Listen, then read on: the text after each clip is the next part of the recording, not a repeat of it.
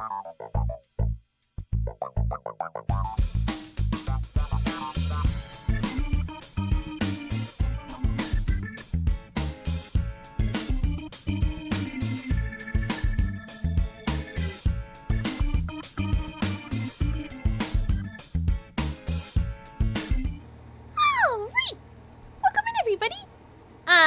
Fiera Luna, and I play games on the internet.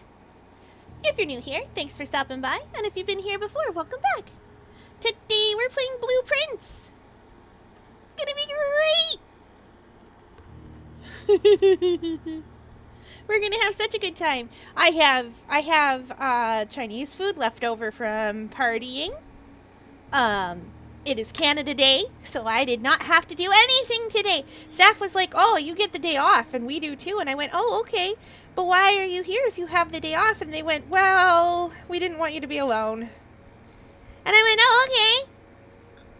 And then they said maybe there would be fireworks at late night. And I went, oh, I don't know about that. Oh.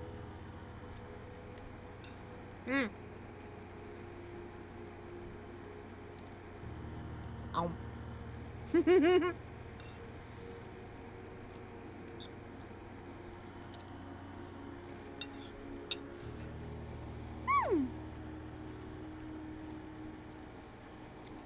Anyway, welcome in everybody. Hi Catoid, hi Val, hello everyone. We're gonna play Blueprints. We're gonna hook the boiler room to the pump room.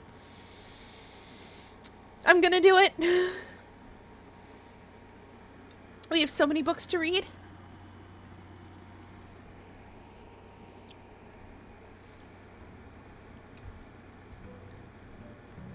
Anyway, staff hung out with me all day.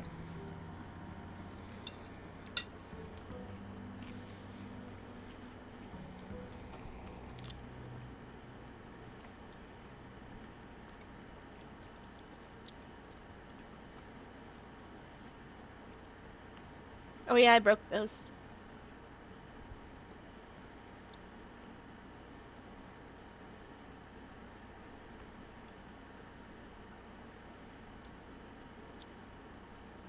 Now we go to the outdoor room.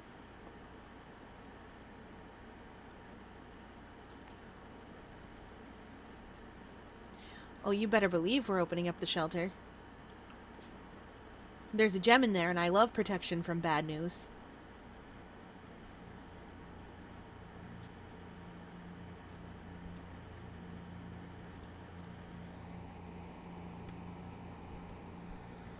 Oh, I'm glad the new pressure update's fun. I did see some things from it.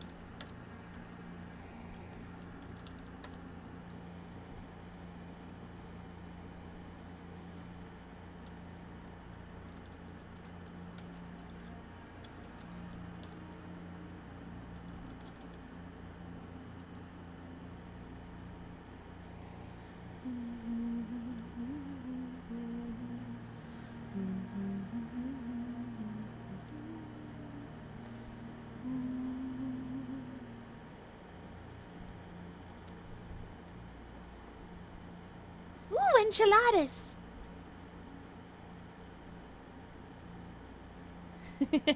also, this is a little unrelated to enchiladas, but do you know who belongs in Hero Complex? Almost 100% James Price at all. That is all. I needed you guys to know that.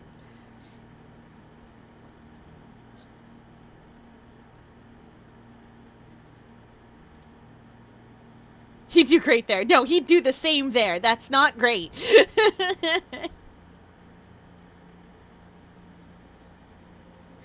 Oops, all fear entities.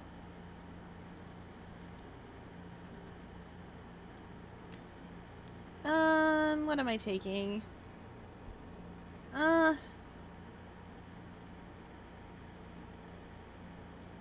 2 extra steps is great, but I want to save that for a little later. Hey, banana! Am I busy tonight? I have to put away all my nice decorations for my tank. They're not... Clothes is a strong word for that. Ooh, what's in the commissary? Putting this right next there? I'm sorry. Is that a metal detector?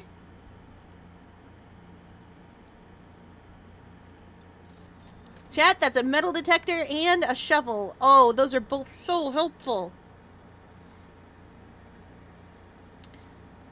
But metal detector is more helpful. It'll help us get money for shovel. Excuse me.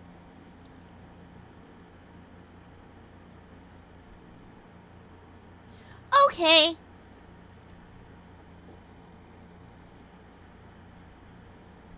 Oh, you're just excited because... Okay, so today's day was K-pop Demon Hunters. I have finally watched it. Ow! I have finally watched it. After being tumblered to death for it. It was great! Ooh, closet! Oh, but that's such an early time, but that's so many items. Okay, it's fine. I have many other paths I can take. And what if the items are good? Rabbit foot. Oh, that is good. Shiny rock. Dice. And a key.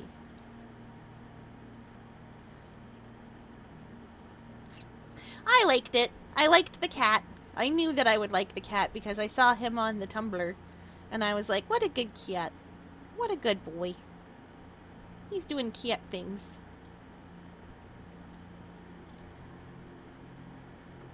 Ooh, the rotunda. This isn't quite where I want the rotunda, though. Why does the raven have a little hat? I made it for the cat, but he keeps stealing it. Oh, magnifying glass! Delightful.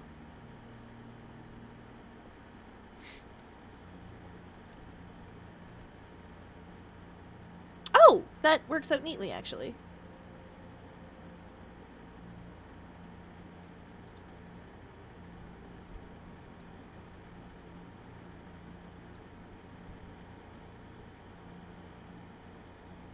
Oh, the cat from K-pop Demon Hunters. You're adorable, precious. The Curse of Blackbridge is the one that we haven't read, besides the digests here. But the Curse of Blackbridge.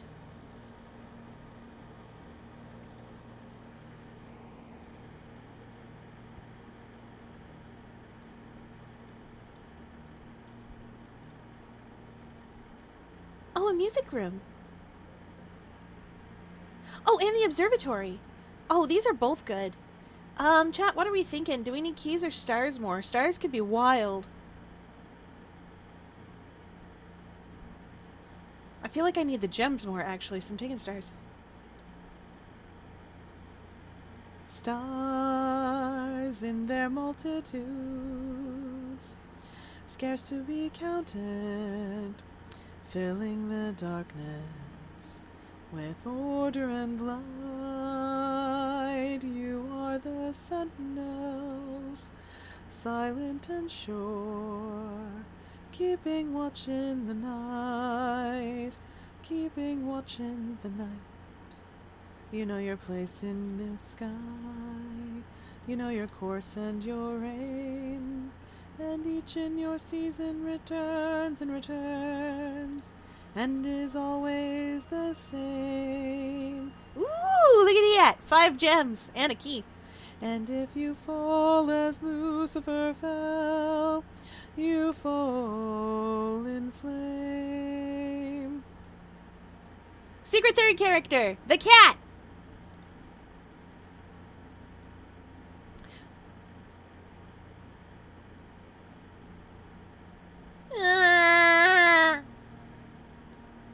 But no, I will go here. Yes. I was not paying attention to what... We both know I can't draw animals. Does the cat look like an animal to you? 'Cause I don't think he does. He looks like a little guy.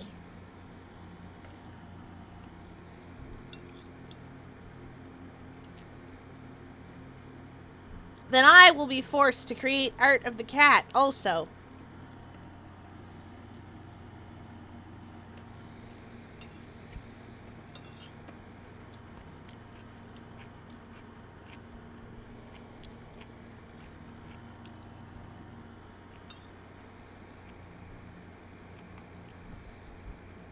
You must understand, K-pop Demon Hunters is on the brain. Yes.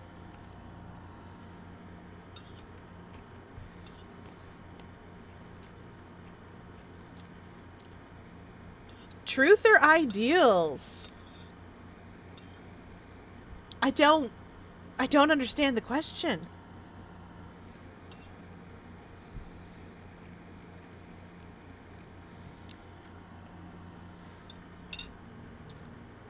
What do you prefer? Oh, truth or ideals? Well, I'm not exactly a deontologist. Oh, right. Deontology is this idea that certain actions are always wrong. Um, it it's a sort of answer to something called consequentialism, which is a very broad topic. Oh, I get it. It's a Pokemon reference from Black and White. I got you. Um, Consequentialism is this idea. You guys have unlocked a philosophy knowledge. So, surprise! You're going to get to learn Philosophy 1-ish 01. So, this is all about morality. Consequentialism is the idea that underpins something called utilitarianism, and a bunch of other like philosophies. The idea of consequentialism is that you should maximize the good. How you define the good, the overall good in the world, is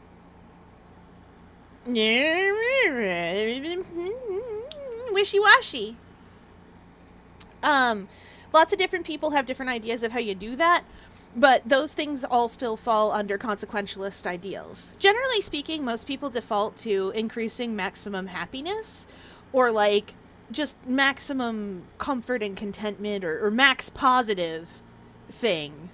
Though some people will say for the greater good, what you need is max law, or like you need to max out a societal stat. But the thing about consequentialism is that it runs into trouble when you start getting into situations where, well, like the trolley problem. You start getting into situations like that, where it's less the trolley problem and more, if you have one patient who is in the hospital for whatever reason, and you have 5 people waiting on different organs, consequentialism would posit that it is morally correct to kill that healthy person to harvest their organs if you can get them nowhere else to save those other 5 people. And on the face of that, for most people, that's wrong. Because murder's wrong. You're killing a person. And that's where deontology steps in and goes way too far in the other direction. Deontology rocks up and is like, yo, some things are always wrong. And in fact, I will say that some things are always wrong no matter what forever. And you're like, interesting, deontology. What about, well, let's learn. What do you think's wrong? And deontology goes, well, murder's always wrong. And you're like, neat. What if I'm about to die? What if someone's trying to murder me? And deontology goes, moving on. No, base deontology does that. There are other philosophies that are underpinned by it that don't. Or like, deontology is what gets you into this situation where lying is always wrong. So because there's someone hiding in the basement, you can't lie to the person asking, hey, have you seen so-and-so? I know it's a simple question. But it isn't for me. I minored in philosophy and religious studies. You have unlocked the shenanigans.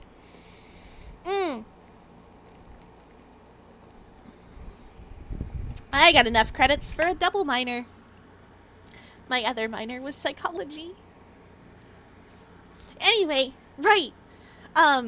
So morality is really complicated sometimes, and truth or ideals isn't really...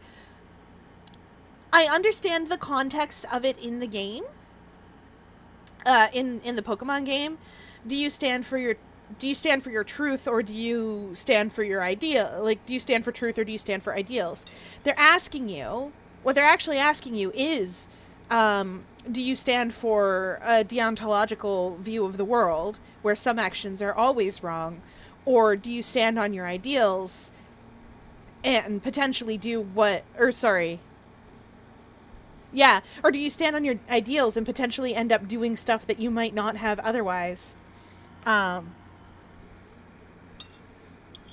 but here's the thing. Ideals and truth are the same guy. It's literally just, that question is asking you the same thing. Do you stand for truth? Or do you stand for ideals? But the thing is that your ideals are the truth. Your opinion on what is correct and moral is the truth. Sort of. It's complicated because there's objective and subjective truths. Although certain philosophies hold to the idea that there is only objective truth, but they're wrong. Sorry, that was a little bit out of pocket, but but they're wrong. I know that they're wrong. Because when I eat strawberry ice cream, I'm like, this is the best ice cream ever.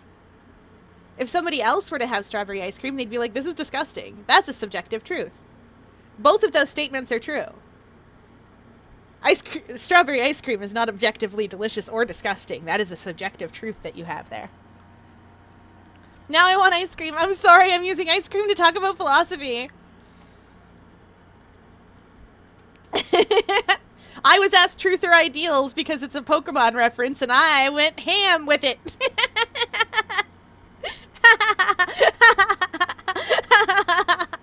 Now you all suffer my brilliance.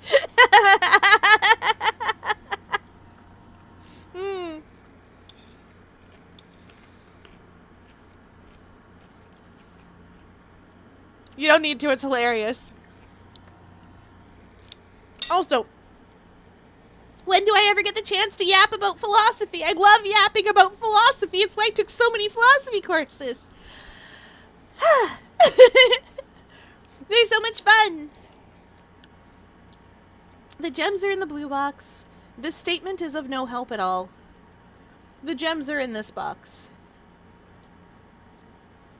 Oh no. Oh no! Wait, no, that statement is false. The gems are in the blue box. That statement is incorrect. It is helping me.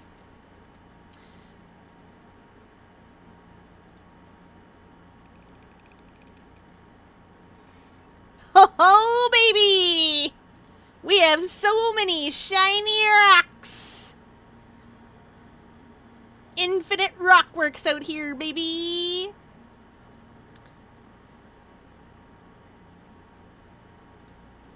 Infinite rockworks. Oh? My metal detector says there's something here. Oh. It was money. 2 more coins to the shovel. Boiler room! Oh, but I don't have...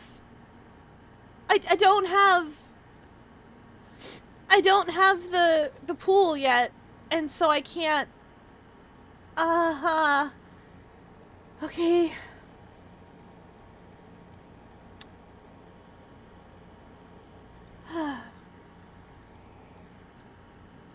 The devious rocks. The devious shiny rocks.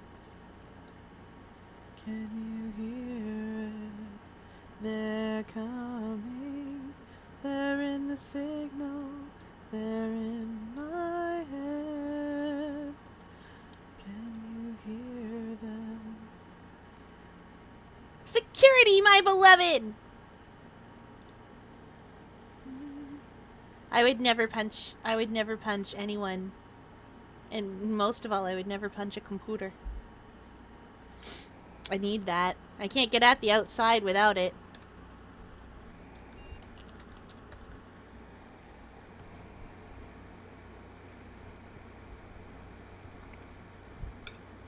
Now, here's the thing, Chad. I've never been outside, right? Right. If I was a computer, would you punch me? No.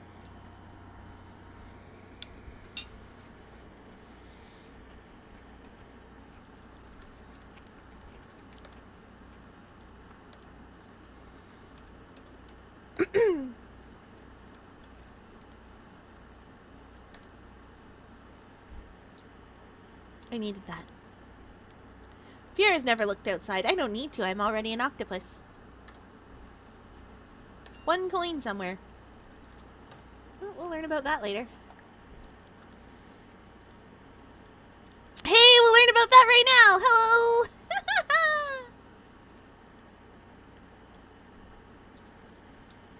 They're coming.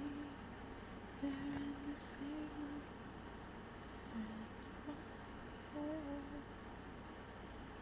I'll take a hallway here. Shiny. Wait, is it a coin? It is! The highway's an highway. The hallway is an exact duplicate. Neat.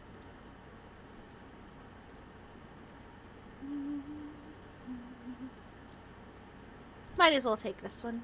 I'll take another hallway later. I love having so many hallways in my house. It's so helpful. I still need to draw the pool room. Hello? Yeah, okay. Might be keys in there. There were keys in there. I've been refunded my key.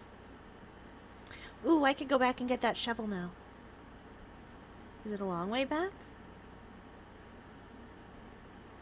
Long way down to the bottom of the river. Oh my, ooh baby, it's a long way down, a long way down. You'll never guess who's got music in her head because she watched a music thingy and got excited. Who would do this?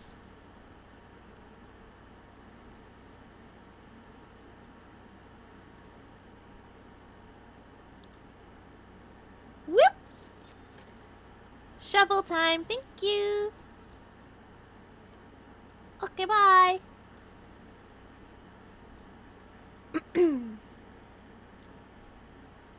I do like Takedown. I didn't like it as well as the others.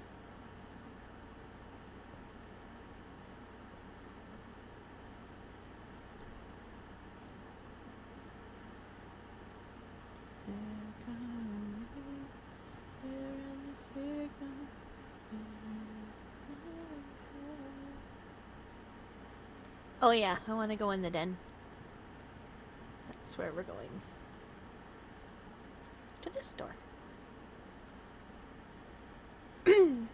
Well, if we were going to put a dead end, this is a good spot for it.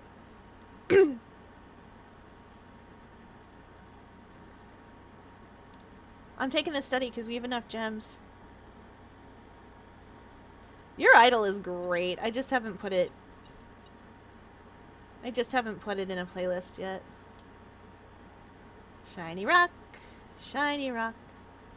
Does whatever a shiny rock does.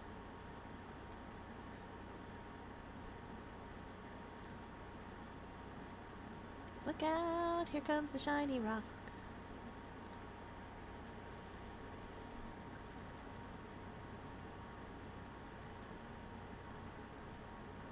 Drawing room! The corridor is always unlocked. Oh, come on.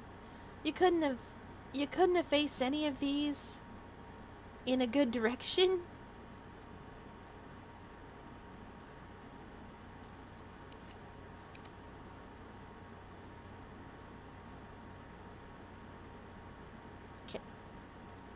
Kitchen.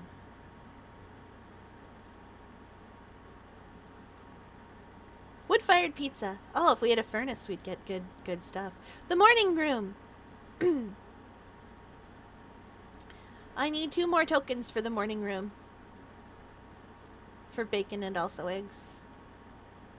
2 more money. Only have 6 money.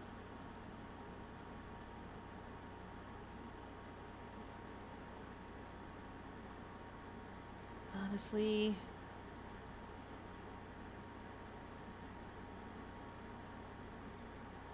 I'd like more hallways, please.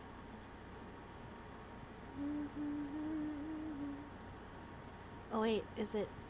No, it's not the same copy. Oh. Sure.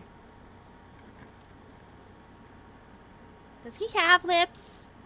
Does the fish have lips? If he has lips, can we call him fish lips? I would never, actually. Sebastian's been through enough.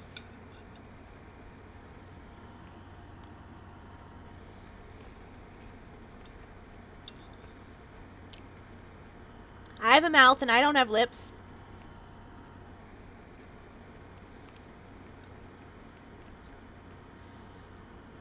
I have a beak. I suppose there is. Well, arguably. I mean, there is a membrane there that covers up the beak when it's not in use.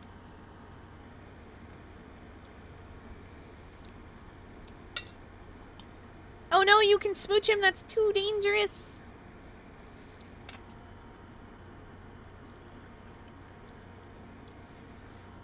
Oh, are you playing Anchorage? Or Pressure?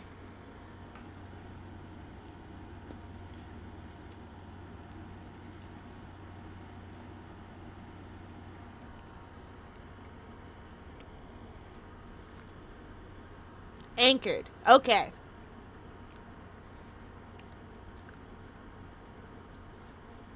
I was locked into solving puzzles and yapping about philosophy.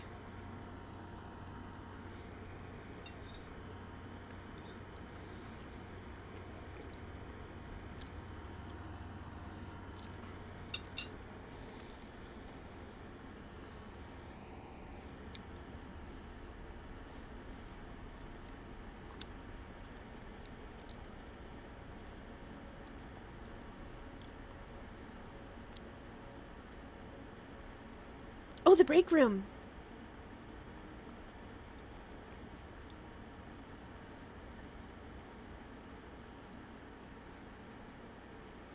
Ooh, dice!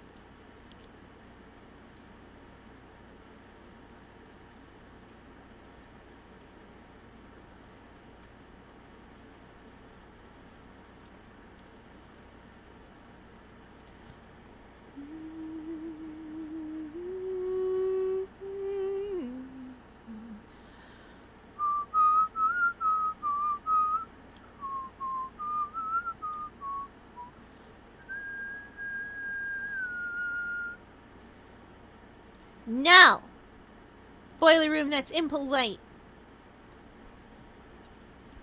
Also, chat, you may have noticed I've got a song stuck in my head. It is called, I think it's called The Sound of Drums. It is by a band called Chameleon Circuit. They do Doctor Who fan music. Aw, not even worth picking up.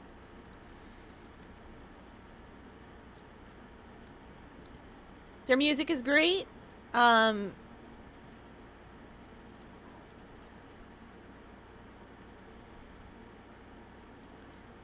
Chapel can't hurt me.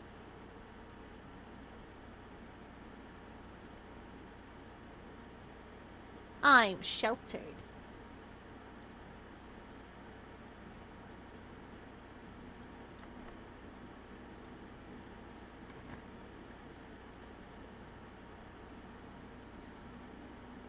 The corridor is always unlocked.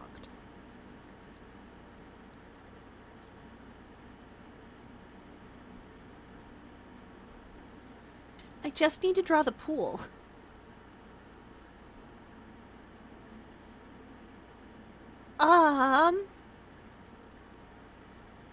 Oh, never mind, chat.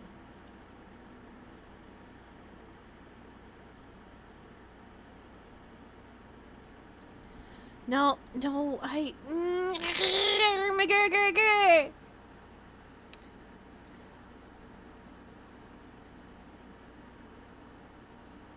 Wait, I don't want any of these.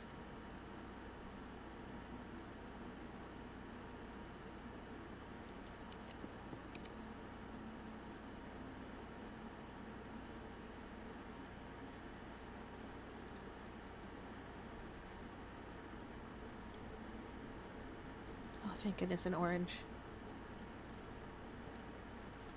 How many steps is it to get back to the kitchen? 1, 2, 3, 4, 5, 6, 7. It's 7 steps back to the kitchen. I have enough steps for that. It's worth going, too.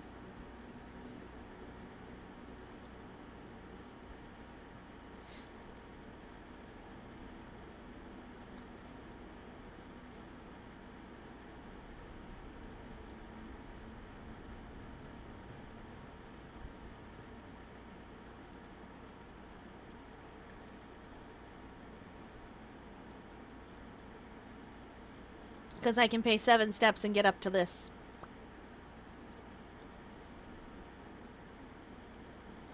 Become a fish laser? I want to be a mollusk, though. It's my favorite thing to be.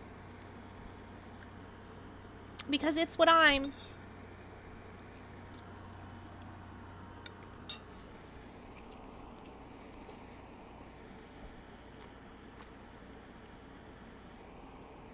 Too late, fish be upon ye. Oh.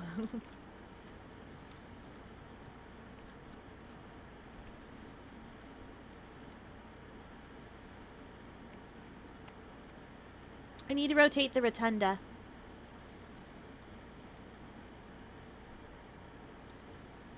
Oh wait, no I don't. I could rotate the rotunda to go into the chapel, but it would put me in a position where I couldn't get back. Actually no, that's not true because I can rotate it back. Whee!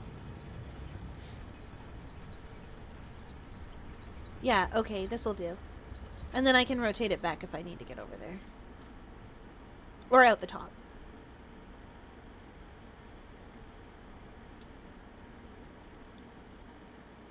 I wish I knew what would proc the pool. Something's gotta proc it. Aw, darn it, I don't have a staff key card. This is the last of my keys, too.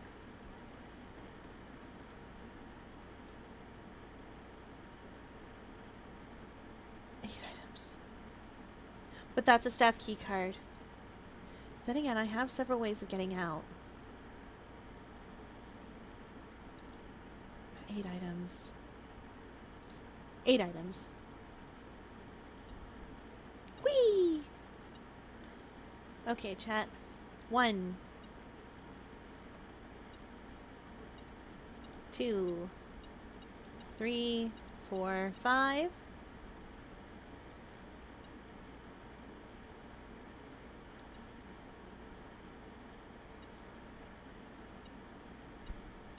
6, 7. Oh, 8. A treasure map. Oh, the treasure is just below the antechamber. It's usually coins, but it could be anything. Do you know that drawing fishman is akin to free therapy? Oh.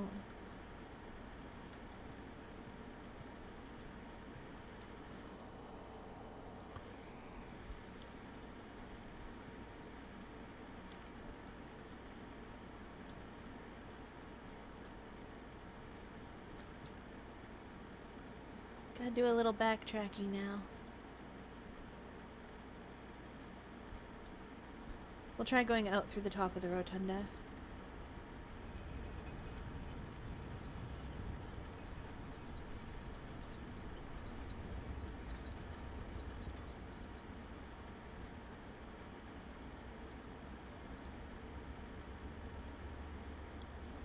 Oh! Oh, but security is so far. I think security's just too far for that.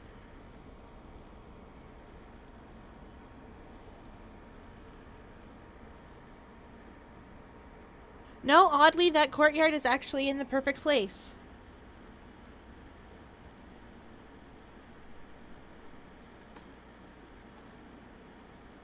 Money. Trunk. Wait.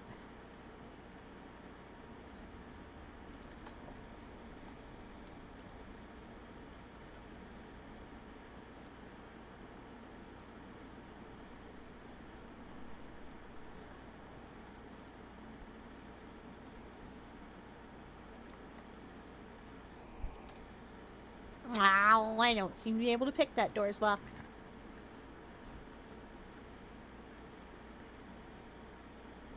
Perfect. And this is rank 8, so dinner is served.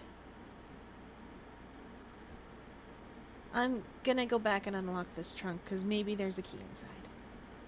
And I do have a lockpick kit, just in case. There is a key inside, it's just not the one I expected.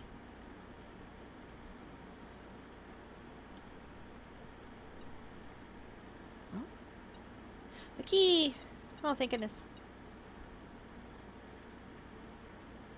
Whoopsie doodle. It's dinner time.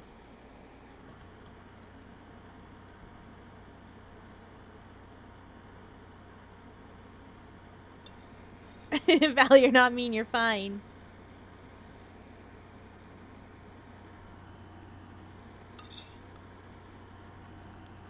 Mm.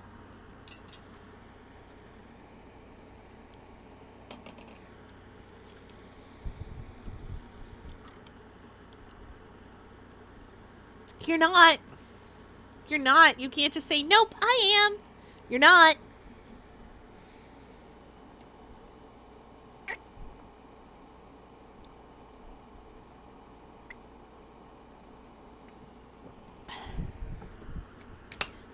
Opinion revoked.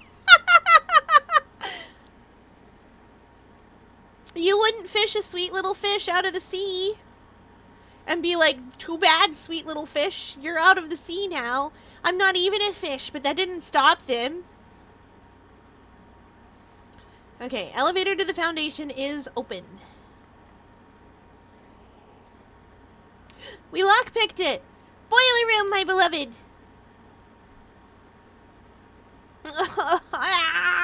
You're up here. And it's a long way back. It's a long way down to the bottom of the river. And I don't think the Foundation has, dealy bops. And I know the dining room doesn't. Well, whatever. I'll go for it. Powell's. Powell is always worth picking up. Powell is a good boy. Key. Powell. I love Powell. He's a cute little guy. Oh, there's dirt down there. I don't have to go down there, but there is dirt down there. It's a long way down to the bottom of the river. Hold my hand. Ooh, baby, it's a long way down, a long way down.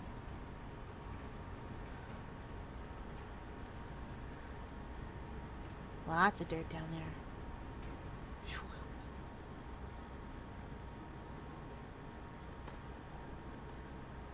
Money.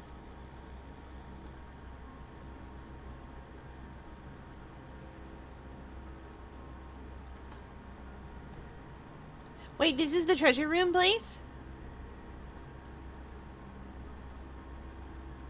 This looks like the spot. Time to start digging.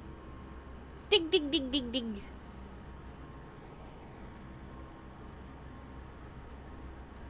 Where's the spot?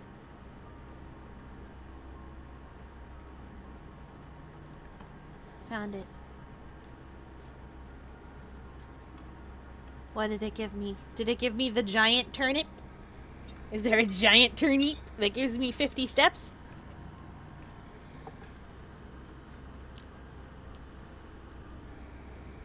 Nope, just buttloads of money. 40 coins.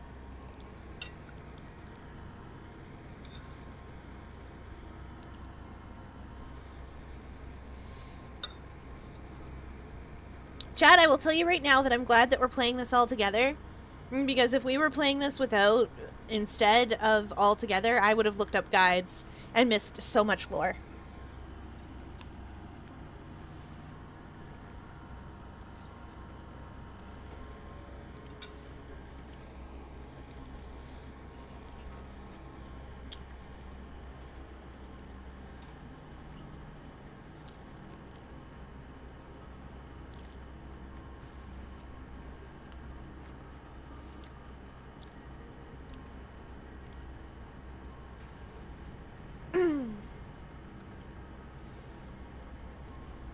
Okay, let's start here. I lied. Let's start on the other side.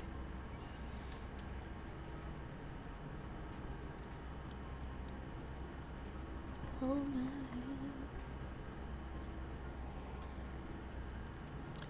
I picked it. I'm so good at this.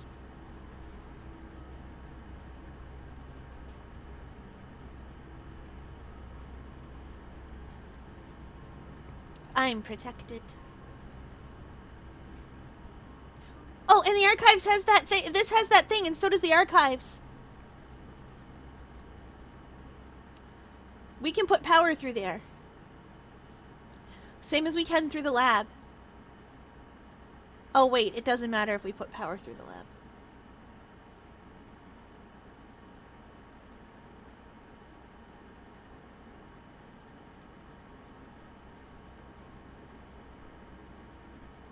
Okay. The furnace likes to have power, though.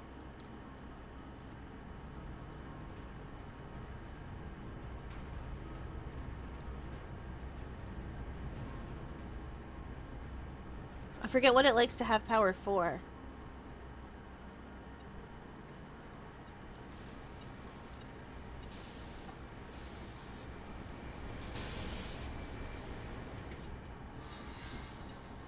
Oh, right, it makes me keys.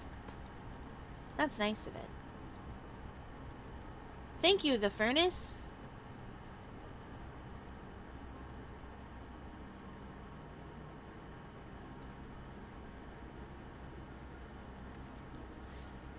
So, I'm gonna try to draft out of the foundation.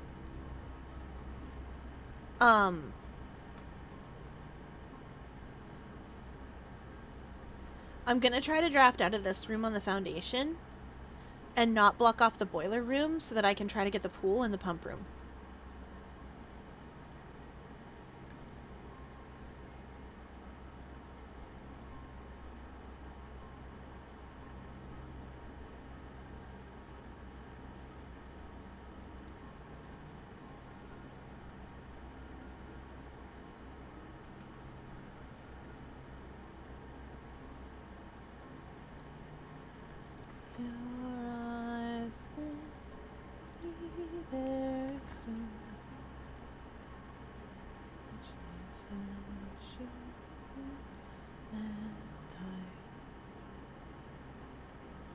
Oh, I can't pick red rooms.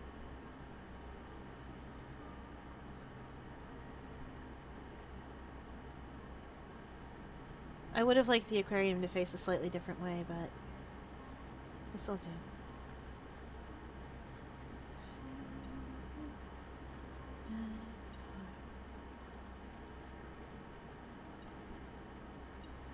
Huh.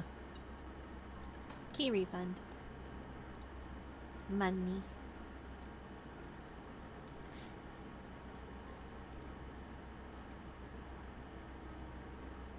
The Great Hall is useless in that position. It's not, actually.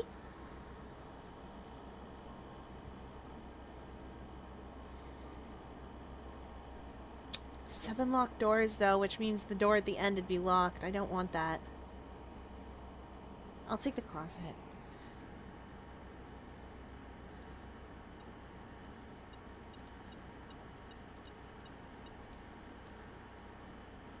This wasn't what I was hoping for, but I'm not sure what I was hoping for.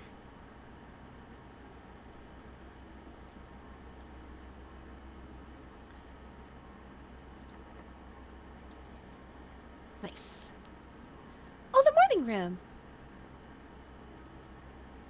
Oh, but well, I don't have to face up, actually. I can face down.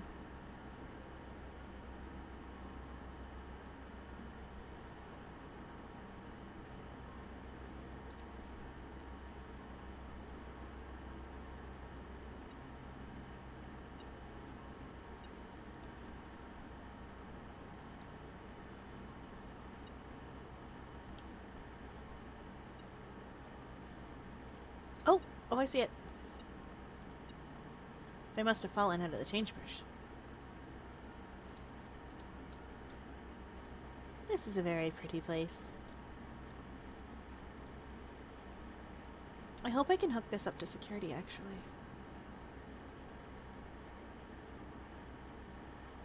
And hello, I totally can.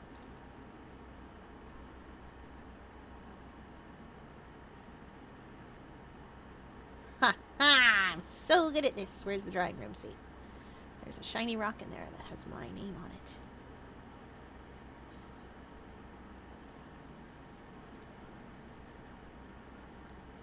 Oh! The showroom! We can actually use that for once. It's not the pool. But it might be worth it because we do have 50 coins.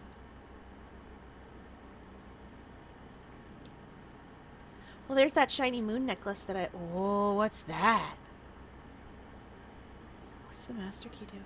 Opens all normal doors. Oh. While drafting, you may rewind time after drawing new floor plans. You're more likely to draw tomorrow rooms while drafting. While drafting, you may rotate the first 3 floor plans you draw. If you call it a day while wearing the moon pendant, you will start tomorrow with the items in your inventory. I'm gonna take the chronograph and the moon pendant.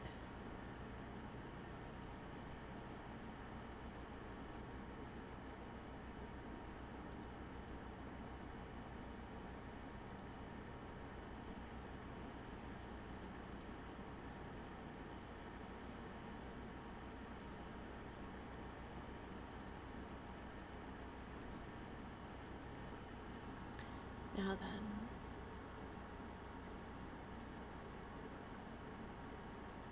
Back to the passageway. I have not actually... I'm in a good position to open up the basement.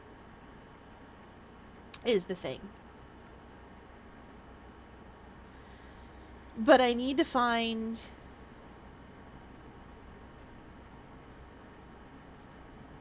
I need to find a way...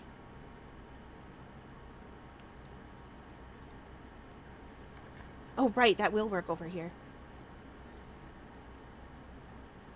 Oh, thank goodness.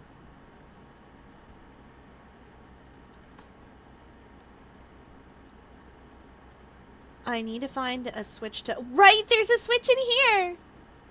Oh, but it opens a side I can't get to. I put a furnace in the way. Oh. Chat. It's devastating, chat.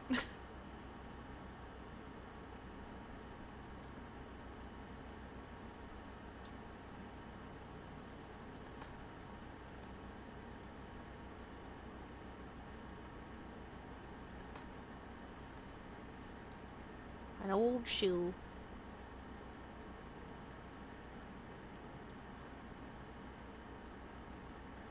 So sad. The one by the furnace is open. We need...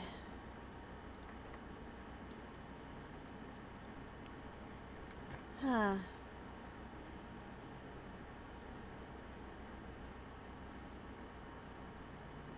Well, we might as well take the drafting studio. Because sometimes there's cool stuff in there. Oh, this is the layout of the west of the wing.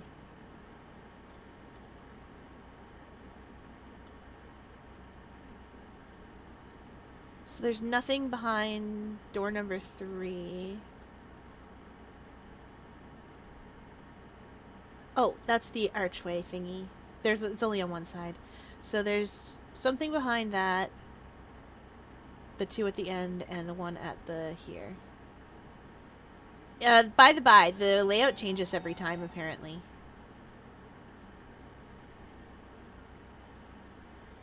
Oh, okay.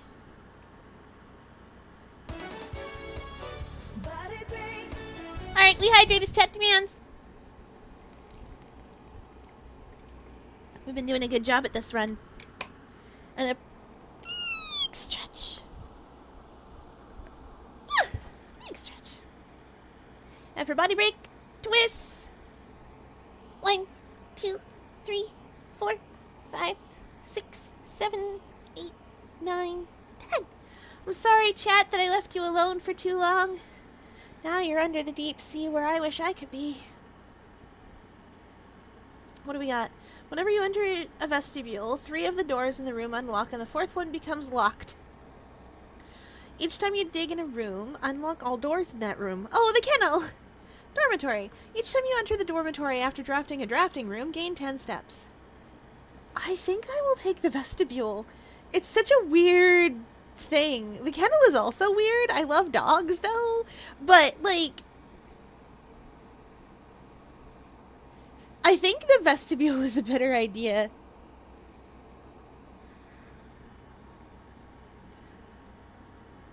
Of all of these. Like, I love all of them, but I love that one. It's really cute. This hall, it has served as the original antechamber in the old days before eventually being removed from the estate for having doors that were prone to becoming stuck. Home to several of Sinclair's hunting companions, it can be assumed these friendly hounds have been anxious to meet their new master. I want to pet the puppies. These small sleeping quarters, devoid of frills and distractions, are ideal for a student, scholar, or denizen of academia who's wish to focus on their studies without interruption. Study and sleep, rinse and repeat. Oh, we've all been there. Then again, the kennel doesn't cost anything, and also there might be puppies inside. There aren't puppies inside. The kennel doesn't cost anything. But 4 doors. Vestibule is in my drawing pool now.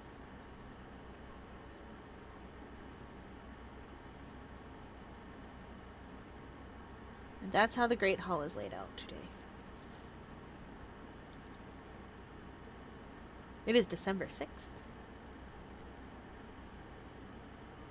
I do want a preview. Hi, Julie. Welcome in. No, we've all been there. I've also tried to zoom in.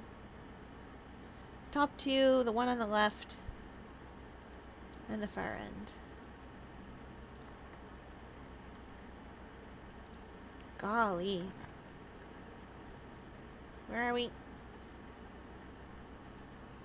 I don't have money for the armory anymore. Oh, but I have to take the armory if I wish to wait a minute. Chat. I've got dice.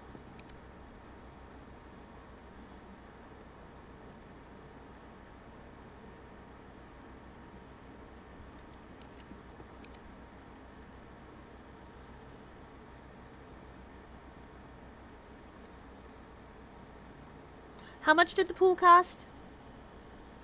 You guys have told me this before. Oh, doing artwork. Art fight. My sister and I are in an art war. Oh no! 1, 2, 3, 4. I declare an art war. Ow.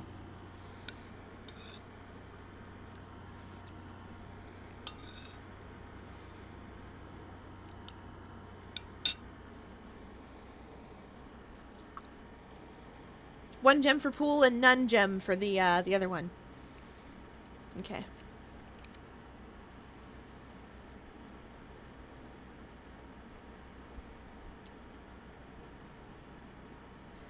Alright, one more time. This is our last chance because of the way it works.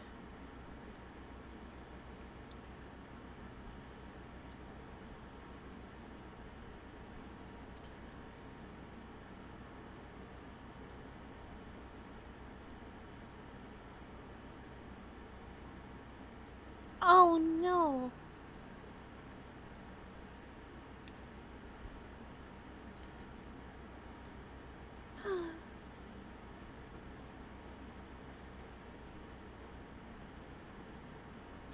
I don't have any money for any of this, but I'd like to see what it does.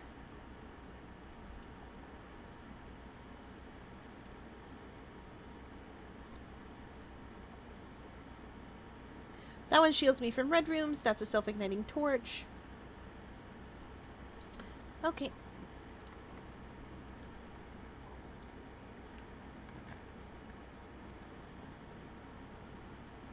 Oh.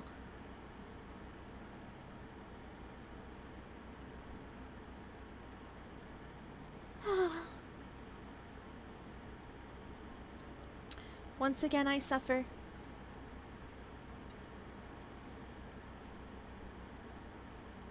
Is that the security card? It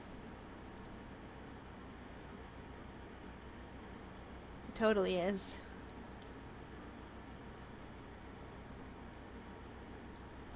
So I like to think that the reason that stuff is left around, like lying around here. Oh, hey, a security door. That the reason that stuff is left lying around here is because the staff comes in at night to mess everything up.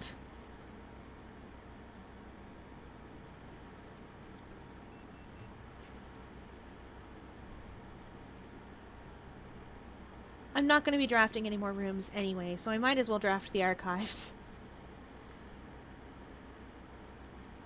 Ooh, tomorrow you will start with 1 key for each tomorrow room in your draft. You draft today. Oh, but I don't have. Yeah. Yeah, there's nowhere else to draft from, so might as well do this. Not that not that this place needs power, but I should have set up the experiment first.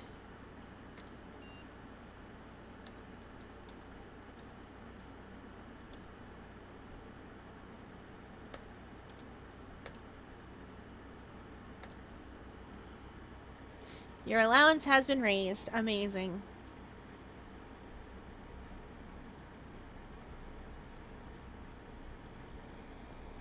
What is the fastest way back to the staff break room?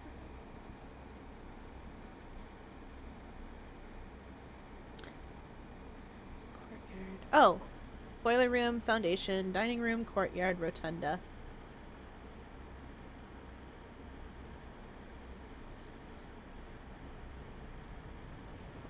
Okay.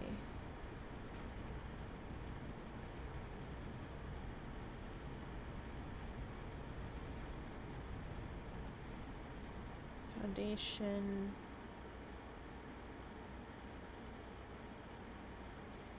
Dining room.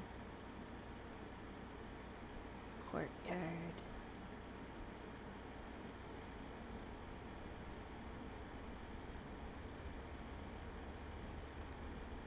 I'm not doing art fight.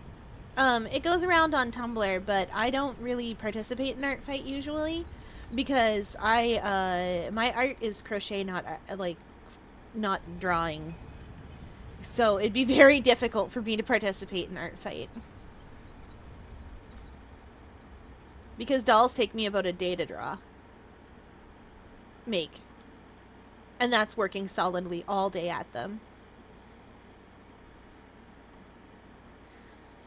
Okay, we should, hypothetically, start tomorrow with, maybe with the chronograph? I'm not sure. I guess we'll learn. We're supposed to, because of the moon pendant, we should start with everything that's in our inventory. Oh, 2 of the items in your inventory. Okay, well, whatever. If it would have been everything, that would have been way too overpowered. I knew it was 2 of the items deep down. Whatever, we'll start with something tomorrow.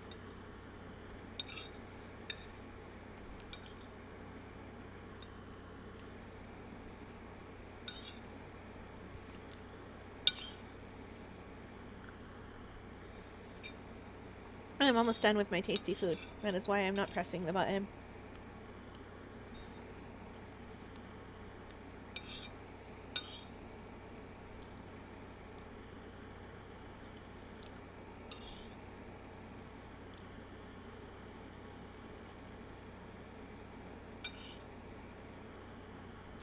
Yeah. Val's not an art fight this year. Something something the theme.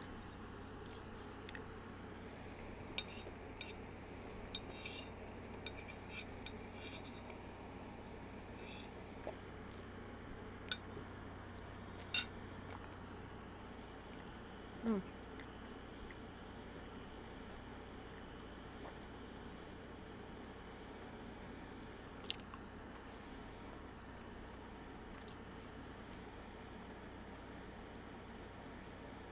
Alright, I am done with all of this.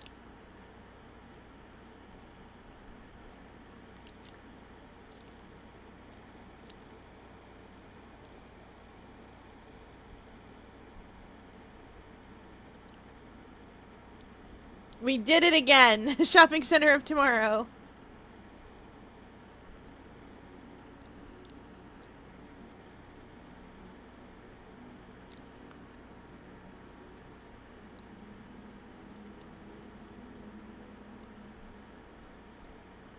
Let's see what 2 items it gives me.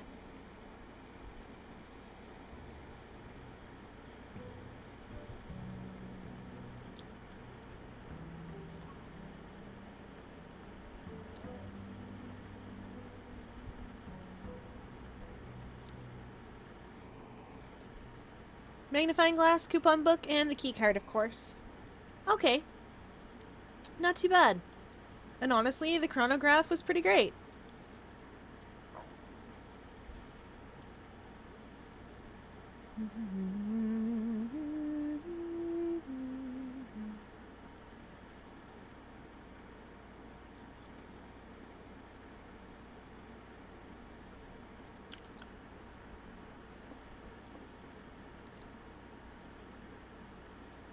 Boop. Oh, those classrooms are so dangerous to have.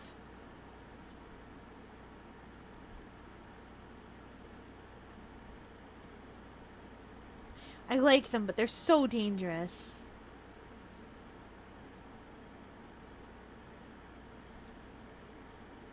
We'll take ourselves the root cellar. I can't dig up anything in there unless there's a shovel.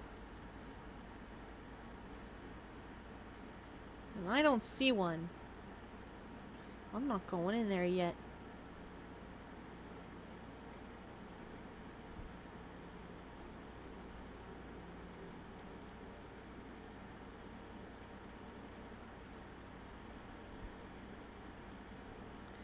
Whee! Workshop. I wish I knew when the pool would spawn. Oh, lockpick kit. Helpful.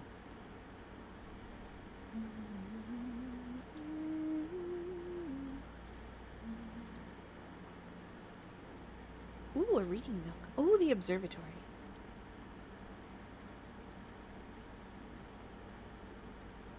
Oh no, we want the library, actually. We rented a book, chat. Sometimes there's stuff down here. Nope. Actually, want the library. Yeah, that's normal. Whoa, this sure does come at a price. Ha! It does. It does come at him. First time I have to look up the stairs. See if there's anything on the floor up here.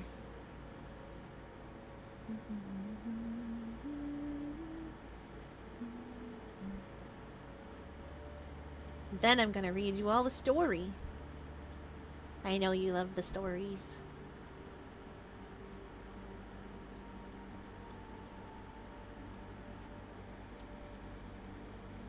I'm the first one to get it.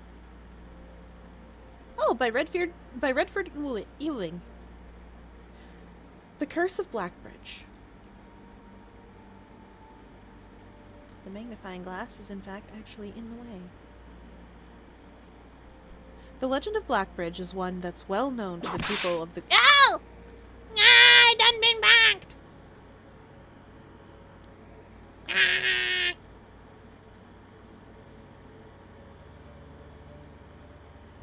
Oh, are the ads still going?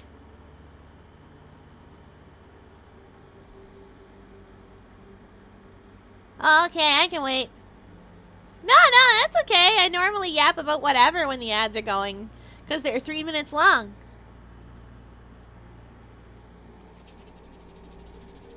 Jail! Though that said, jail does actually help me a lot. I know what you're thinking. How can jail help fear? It helps me a great deal.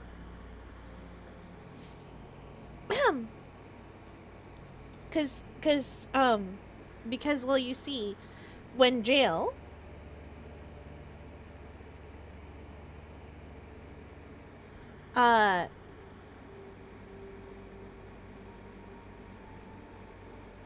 when you stick around for jail,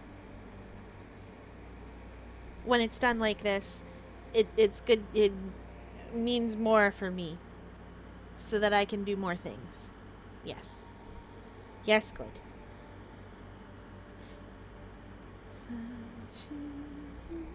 Mm.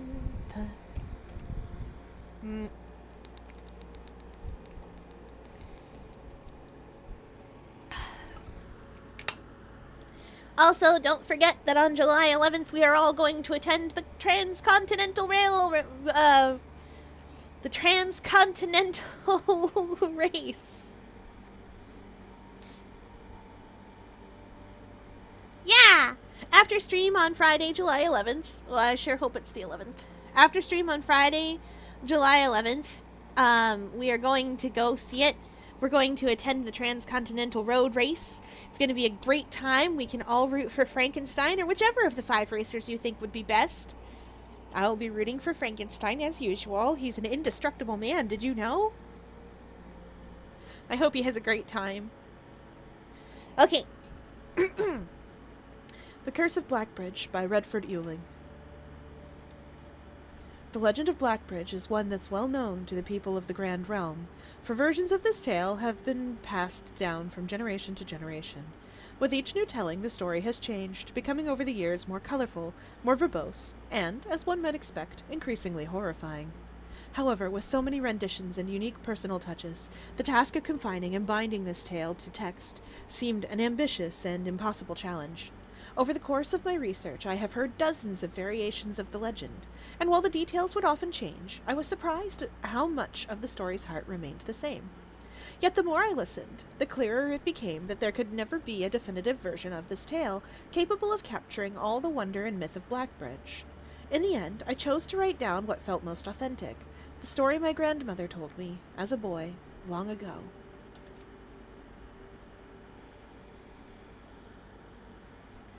Part 1. The Berry Picker from Oris. Many years ago, before peace had become a familiar word, there lived a group of rogues so wayward that the locals deemed it appropriate to call their number the Unholy Hounds. They were feral outlaws composed of society's worst in a time when society was at its worst, and for each crime that fearful travelers credited to the group, a dozen more lay unclaimed, each worse than the last. For the gentry, however, who often value their coffers more than their companions, no crime could measure more wicked than the group's primary enterprise, high-road robbery. One such member of this so-called band of rogues was a boy of 13 years, Jesper, who had not been lucky in life, having lost 2 brothers to war and parents to famine.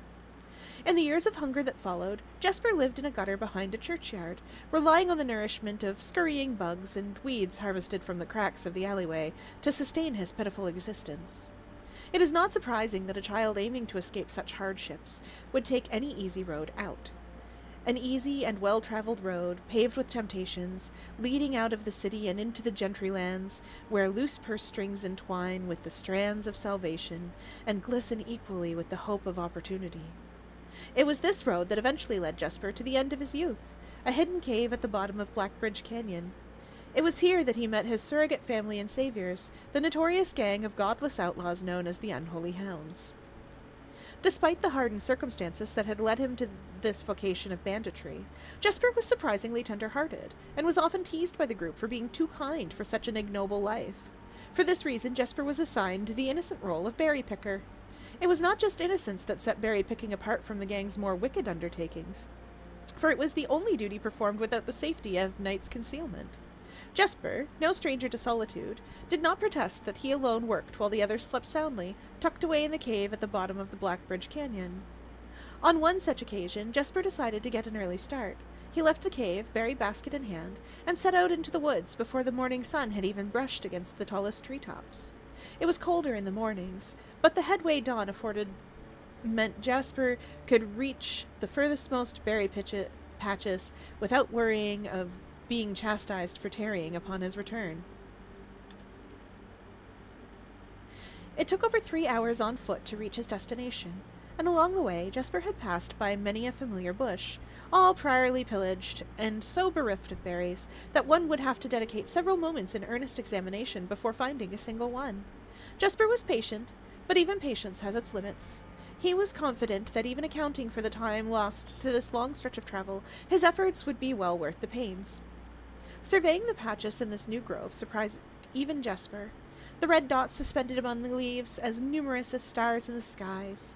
Upon seeing such a bounteous sight, he clutched his berry basket tightly and nearly toppled over out of joy.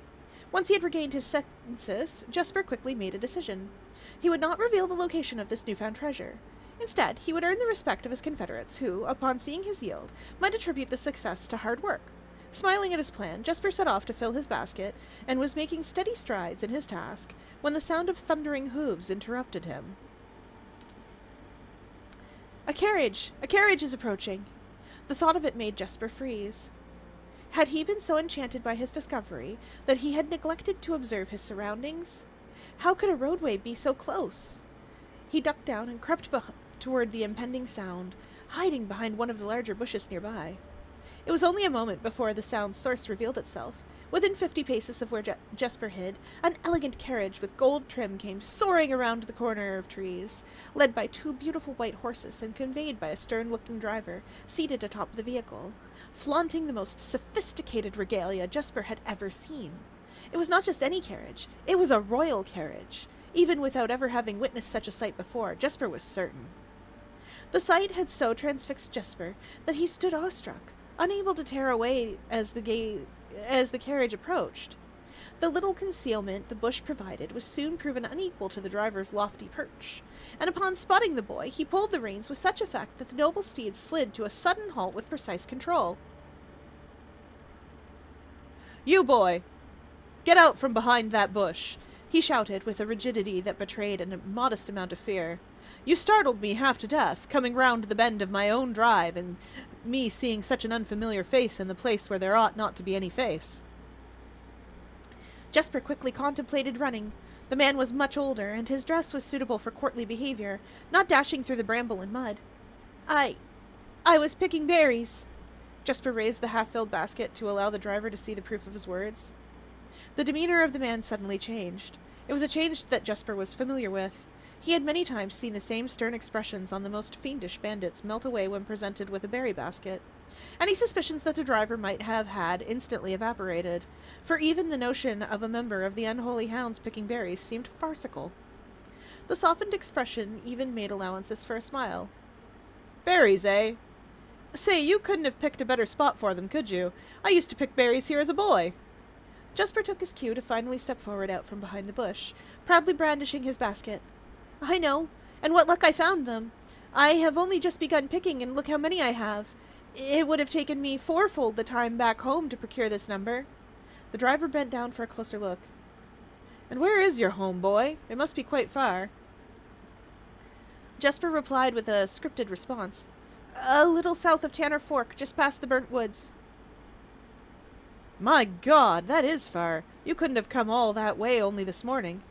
It was true. Tanner Fork was in the exact opposite direction that Jesper had traveled, and while that response would seem perfectly reasonable in a location closer to Blackbridge Canyon, he could see why it might seem less believable here. "Sir, I have traveled much further for much less profit. I dare say there is no distance yet made by man that would not be worth undertaking for a prize such as these. Surely you have tasted them for yourself?" Jesper felt happier with this response, as it seemed to amplify the man's smile. "In my youth often, but perhaps I took it for granted because I never had to travel very far. And even then, my father would always drive us here in our carriage, so I'm ashamed I never had to walk such a stretch to earn an equal reward." It was Jesper's time to smile. "Then let my efforts reward us both today." He raised the basket even higher. "A taste in memory of your youth, sir." The driver chuckled and removed one glove, bending over the seat to reach down into the basket.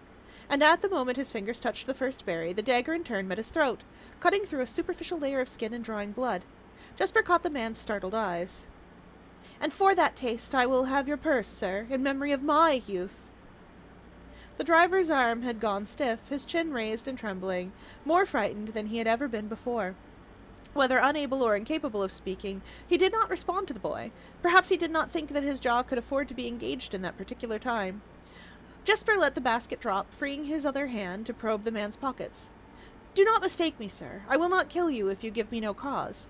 Though I will admit, the thought of taking your carriage and leaving you the indignity of walking appeals to me."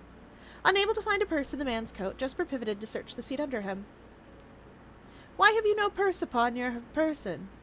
The driver slowly raised his hand, cautiously, pointing towards the carriage door behind him. Jasper lowered the knife's edge a small degree to allow the man to speak, which he did in turn softly. "There's a lockbox in the carriage." "Well, come down, then, and grant me the courtesy of sparing your life and binding your hands, a concession I assure you of my tender heart, for it would be much easier to slit your throat." The man started to comply, slowly lowering himself from the driver's seat of the carriage. Once down, Jesper guided him away from the carriage to a nearby tree where he instructed him to get on his knees and put his hands behind his back. Excusing his inexperience, the man indulged Jesper while he figured out how to adequately bind him. The smile and kindness Jesper had seen in the man's face, now nothing more than a distant memory. In their place, cold, dark eyes displaying no emotion. "I wonder, should I grant you the same clemency you are showing me?" Jesper stopped, surprised by the question, but ignored it. Oh, sorry, Chad, I grabbed the wrong voice. "I wonder, should I grant you the same clemency you are showing me?" Jesper stopped, surprised by the question, but ignored it, secured the final bindings, and then hastily returned to the carriage. With one hand on the door's handle, he turned back to the man. "If there is no lockbox, there will be no clemency." Inside, the carriage was surprisingly dusty and unswept, a stark contrast to the elegant and polished golden facade of the exterior. It had apparently been many years since a passenger had enjoyed passage in this vehicle. This all but confirmed what Jasper had suspected. The driver of this carriage was not a I always mix up liveried. Liveried. The driver of this carriage was not a liveried servant in the employ of some greater master. Any curiosity that this observation might have further produced was quickly abandoned upon seeing what rested under the carriage's back seat. A large wooden lockbox. Despite its hefty appearance, the box was surprisingly easy to handle. Within a few minutes, Jesper had dislodged it from its hold and carried it out into the sunlight. Inspecting the box carefully, 2 observations were made. Totemic symbols found carved on all 4 sides of the box hinted that the box was very old and likely not created by Orindian hands. It reminded him of artifacts from the Old World and was presumably crafted in one of the ancient realms. Alright, we will be just a second, Chad. I'm going to catch up on you, because this is longer than I thought.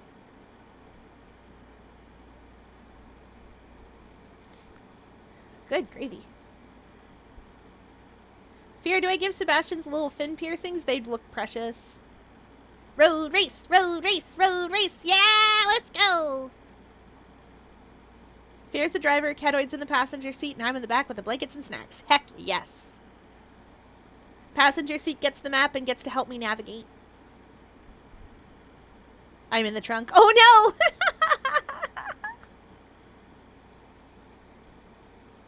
I was scrolling through my photos during ad break and found Logan Sanders with a giant wine glass. I don't know who that is. Yes, the Notorious Gang.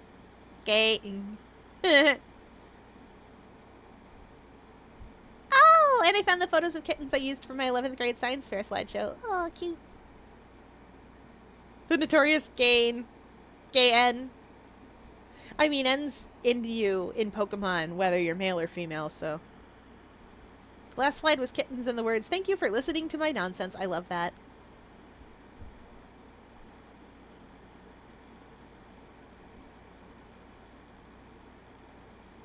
No one else did the work. Oh, I know what happens when no one else does the work.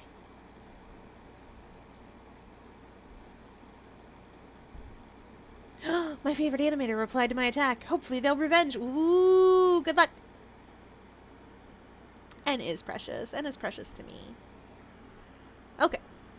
Secondly, the box was secured by a rusted yet robust padlock, and would not open easily without a key. Jesper looked over to see the driver quietly observing from his indentured position. "Do you perhaps have a key you can provide me to open this box?" Without emotion, the driver replied, "There is no key to that box." Jesper stood up. Easy enough, then.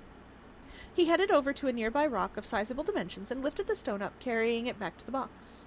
If there was ever a time when that lock had been resistant to brute force, it wasn't recent.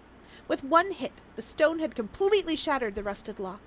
He bent back down and opened the lid. Inside was an effigy, a crude figure chiseled from stone. Without too much deliberation, Jesper bent down and picked it up. somewhat surprised how heavy it seemed given how light the box had felt. Having expected to find something more akin to gold or gems, he looked questioningly to the man, hoping to find an explanation. The driver's smile had once again returned.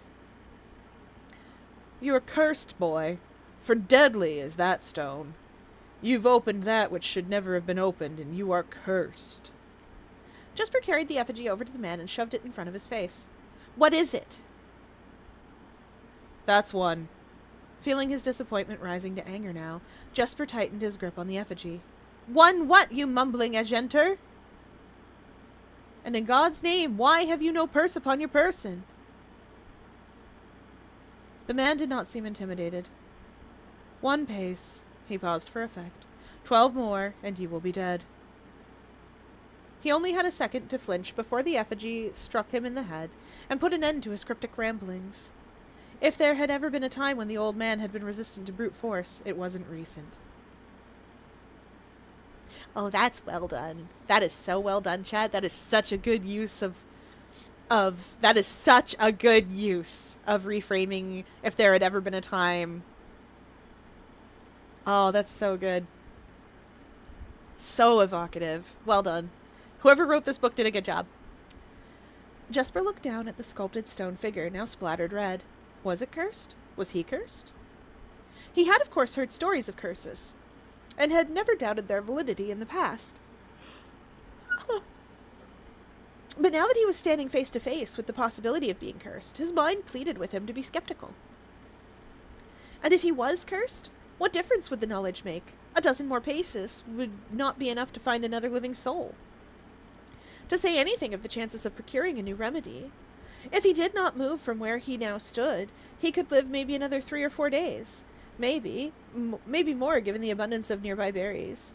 A plan that, if we ignore its obvious faults, might provide additional opportunities for help to come along. But what good would that do, to be discovered here, beside a body, stolen goods in hand, bloated from berries, and raving about a curse that could very well not be real? No, it would most certainly be better to face one's fate now, take a dozen paces, and see if his life goes on. But Jesper found his legs unable to make the first step. His mind was unable to convince his limb to waste away 1/12 of his life in a single motion. Feeling the desperation sink in, he hopelessly looked around him for a solution. And, if, by some stroke of luck the gods had heard his plea, a miracle materialized before him, as if he found himself suddenly at the end of a fairy tale. 2 white horses and a carriage of golden trim were beside him, the answer to his immediate prayers. He laughed at his fortune and calculated the short number of paces back to the road. 4. Perhaps only 3 if he jumped. He made a quick survey to see if there was anything he wished to grab before taking the plunge. He thought about removing the driver's fancy coat, as that appeared to be of some value, but the additional risk of undertaking such a task was too great to chance. And so, after a profound breath, he took his 2nd, 3rd, and 4th steps, though they were quite large. Seated now behind the horses, he reached for the reins and suddenly realized that he was still gripping the effigy. If the curse was real, then it would most certainly be better left here. If, on the other hand, the story was fictitious, there might be some appraisal that could be made of the figure. It was, after all, found within a lockbox whose typical function oft secures objects of value. Having witnessed firsthand the horrors of destitution, Jesper found his mind equally reluctant to allow his hand let go. If it is cursed, I die. If not today, then tomorrow. And if I die, what care have I? And with that statement said aloud, to the horses, seemingly, Jesper took up the reins with confidence. Wow, this is gonna be long. Let's go! Found 2 videos of me and my sister getting rickrolled by the radio in public. Oh boy! Hardly an arsonist in his opinion! Yeah, he'd only burned down 2 buildings!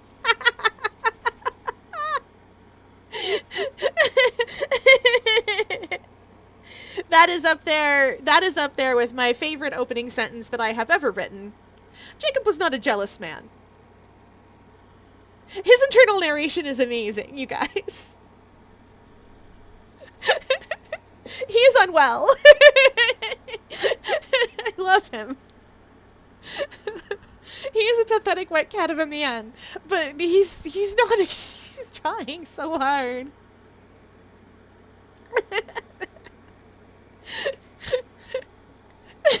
Jacob was not a jealous man, and then that entire paragraph goes on to be like the most jealous little guy that ever was.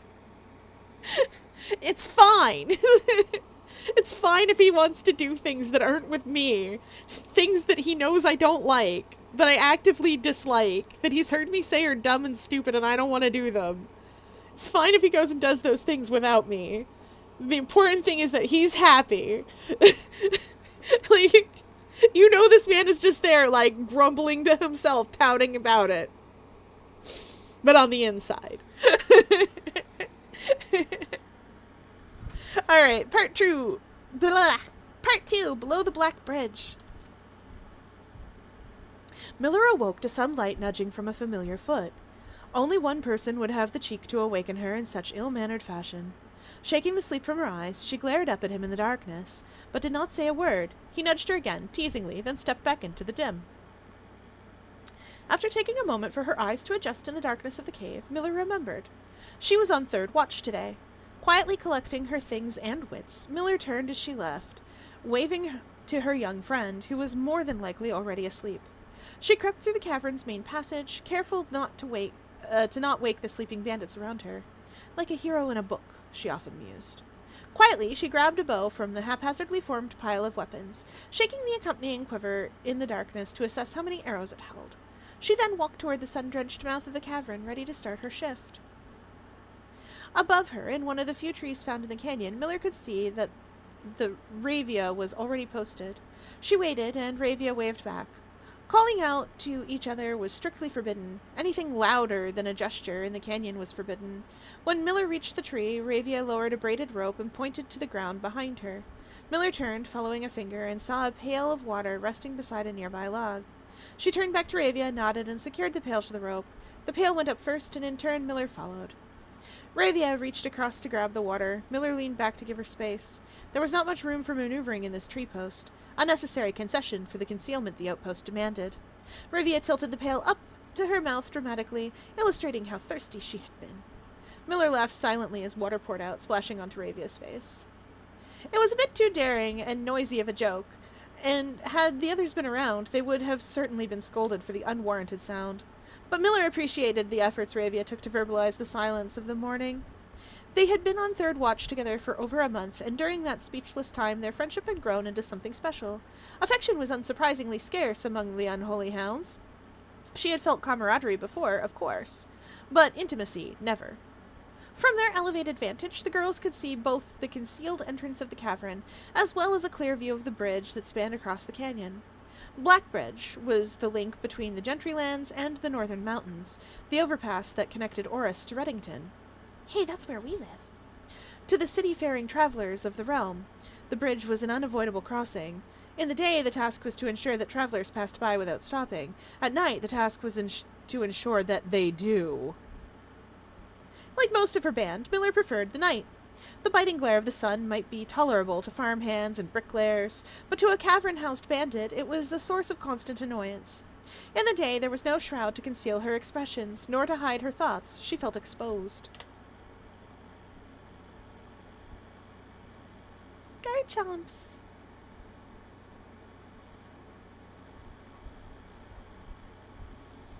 I have drunk 1,000 glasses of chocolate milk. I must now face the chocolate boss. Aren't you lactose intolerant? Shut up!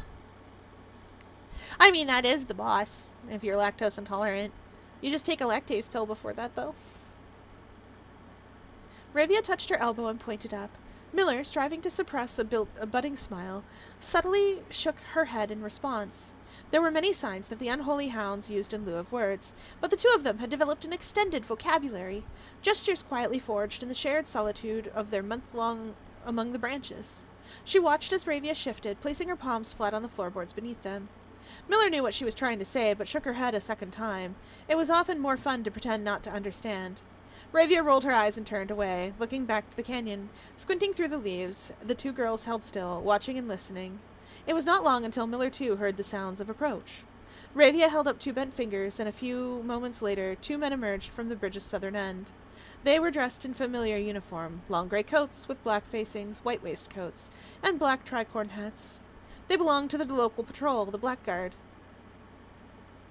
I wanted to say that blackguard, which is how that word is normally pronounced, but it's not here, I don't think. Although not an everyday occurrence, their presence at Blackbridge wasn't an unusual sight. It typically indicated an important traveler's impending passage across the bridge, information that the girls would promptly relay to their leaders as soon as the coast was clear. But this report, while exciting, was rarely acted upon. In Miller's 5 years in the Unholy Hounds, she had never once seen a carriage taken in open daylight when the blackguard was nearby. The men had nearly reached the bridge's north end when Miller heard the horses, faintly at first, but growing louder with each passing moment. Ravia's eyes met Miller's. The same concern mirrored in each other's expression. That did not sound like the typical carriage, cautiously approaching the bridge to cross. Instead of the familiar crunch of the high road's gravel, they heard the harsh clattering of hoofbeats against stone. Both girls quickly redirected their attention downwards, looking through the foliage. The sounds were not coming from the high road, but from the canyon itself. The horses were coming from below the bridge. In an instant, Miller had knocked an arrow and drawn her bow. Go! Ravia was gone before the whisper had even left Miller's mouth. The young scout was already sliding down the bank below, racing toward the cave. There was no road that ran below the canyon. There was no reason for numerous horses to be approaching their cave. There was only one reasonable conclusion, and both girls had reached it instantly. The base had been compromised. This was a blackguard attack. The moment the horses came into view, Miller let loose her first arrow. She was surprised to see a carriage. She had expected cavalry. Before she even finished processing that thought, her second arrow was in the air. Without a trail, it would be unthinkable for a carriage to traverse such long terrain, yet she watched the wheels jolted over the rocky riverbed. The third arrow was now in flight, and there would be no need for a fourth. The driver slumped over just moments before the vehicle dipped into a small ditch, slamming into an embankment. The force of the sudden halt immediately shattered the front two wheels and catapulted the driver from his seat. Utterly confused now, Miller glanced over her shoulder to see if any of the horses were also approaching from the rear. Down in the canyon, the entire horde of the Unholy Hounds came spilling forth from the earth as if hell itself had suddenly sprung open. The group seemed even more bewildered than Miller, half asleep and tripping over one another in desperate attempt to engage an unseen enemy in combat. Miller could see Ravia among their number, and the only one looking up at her. Her expression was chilling. There would be no need for a silent gesture to convey what they both now realized. They had made a mistake. The gang's chieftain, Geoffrey Heartslasher, led the others, cautiously approaching the crashed carriage like a suspicious fox would near a baited trap. There were no words exchanged as the group crept forward in customary silence. A dozen or so paces in front of the wreckage lay a far-flung driver, an arrow protruding from his broken body, and beside him a blood-stained effigy carved from stone.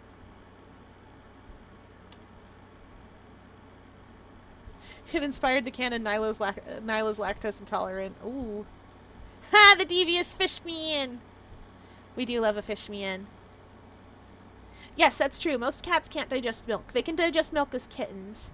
In fact, most mammals lose the ability to digest milk as they grow older, but they can digest milk when they're baby. Miller was inconsolable. Jesper had always been her favorite. He had always shadowed her in the night, clinging to the hems of her every move, the way a child tails behind an older sibling. Tender-hearted, she had always called him, though deep down she had known that wasn't quite true. His appearance of gentleness concealed a raw, resilient durability that emerged in the most perilous of situations. He had been a flower among the nettles of this cave, but he still had thorns, honed by a grim past and 100 hands of misfortune. They buried him in the darkness in the back of one of the larger cavern rooms. He was interred with a berry basket and a silk handkerchief that he had treasured. The mysterious effigy they had found beside him served as a distinguished gravestone, a marker that stood out as somewhat among the rows of similar swords marking neighboring plots. No one spoke, not even in whispers. There was nothing to say. Miller awoke the next day to a thunderous shaking and rattling of the earth, a far cry from the playful nudging of the previous day. She strained to adjust her eyes, but the choking sting of stirred-up dust caused her to flinch. Panic was also in the air. The sounds of scurried footsteps and clattering feet filled the space around her. But even in alarm, the silence was louder. What was it that sounded so strange? Miller closed her eyes tight and used her feet to guide her along the passage. The whispers around her were getting louder, and intense voices could be heard ahead. Louder speech than she had ever heard spoken in the canyon. A growing dread grew in as Miller approached the mouth of the cave, her eyes now open wide despite the dust. Shouldn't it be day? Miller felt a hand in the darkness, pulling at her. It was Ravia. The two embraced, but Miller did not need to see her to understand. Ravia placed two bent fingers against Miller's cheek. And with that touch against her face, Miller felt the same sinking feeling from the previous day. Two bent fingers confirmed what Miller had suspected. The girls had forgotten to relay one critical piece of information to the others. An hour or so later, the screams began. Blood-curdling cries of hopeless desperation. Captain Fodrick Lee of the Blackguard looked down from the ridge of the canyon to the collapsed entrance of the cave. Ah, he grinned. Now they speak.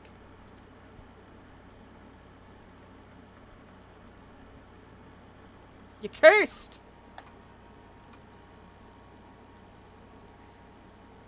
That's the story, chat! It's a horror story. That was long.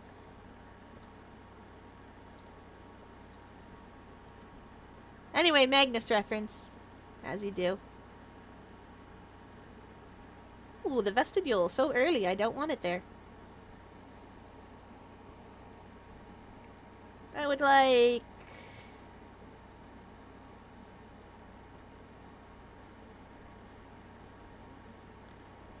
a mailroom, actually.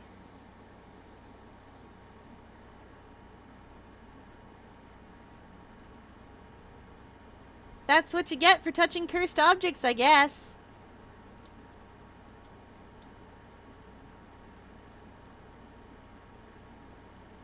Don't touch cursed stuff. Oh, order placed. That means it's not here yet. Duh. The VOD'll be there.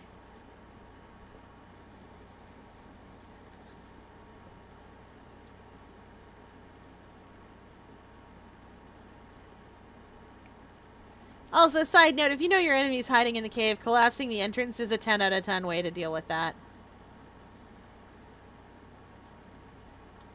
Okay. We are finally going to connect. Do we have a shovel yet? No. We are going to connect. Hey, the commissary.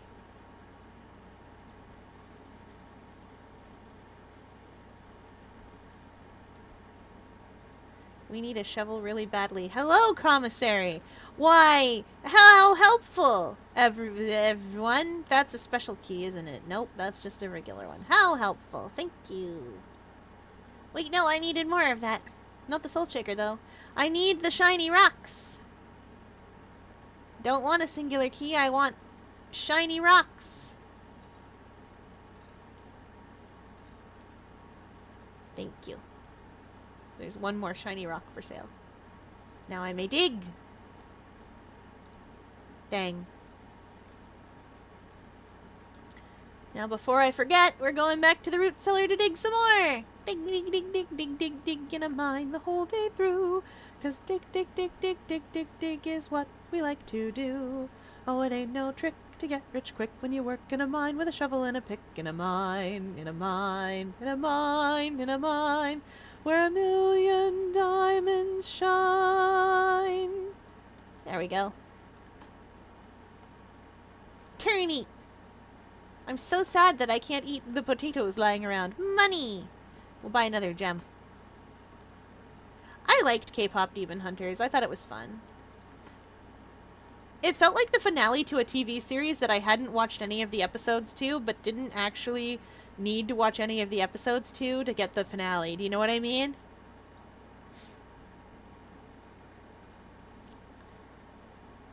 Yeah, like it really felt like that. But I liked it. I had a fun time.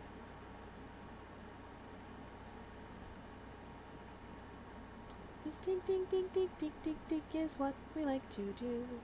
Yeah, it doesn't really need a sequel. It could set up for one with those little kids at the end. But it is an excellent standalone film, and I am a big believer in sometimes films can stand on their own, thanks. It's okay, friends. You can just do that. You're allowed. Okay, no more money. No more money for magic rocks. Ah, the stars. Stars in their multitudes, scarce to be counted, filling the darkness with order and light. What is that mess? Green rooms are more likely to contain special flowers today. What does that mean? What does that mean?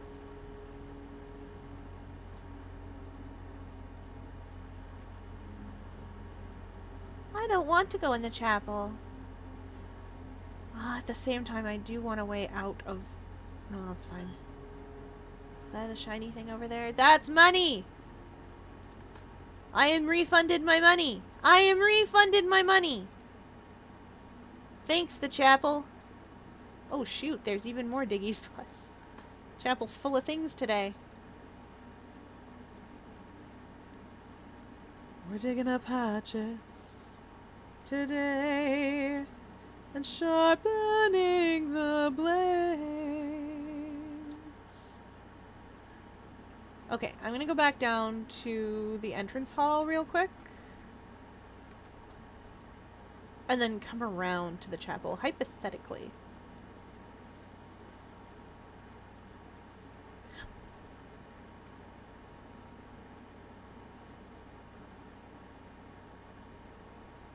Ha! Oh no.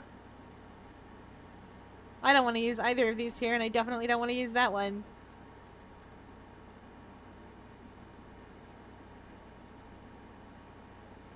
I want to save the corridor for later. You know what? We'll use the drafting room, actually. There's a gem in here. The drafting room refunds itself. Let's see what we've got on the other side. Well, let's explore first and make sure there's nothing else in here.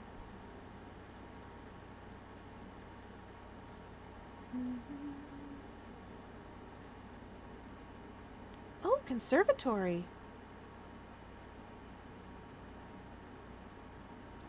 Okay, conservatory. Oh my. Dig spots.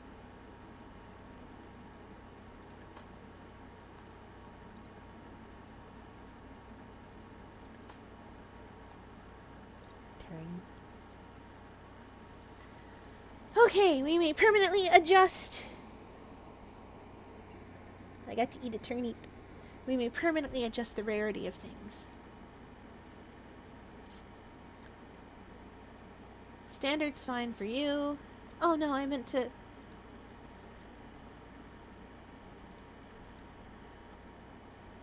Oh yeah, no, these are fine. Those are all fine how they are.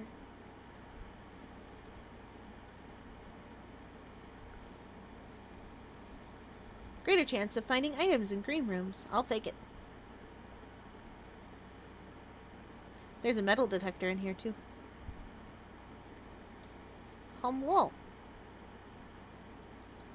He's gonna help me find things, the metal detector is. Turnip. Neeps.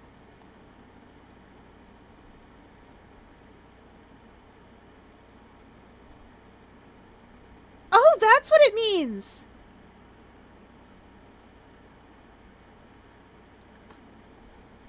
The flower one, it means there's shiny rocks. In green rooms, there's shiny rocks. Fine, take your tithe.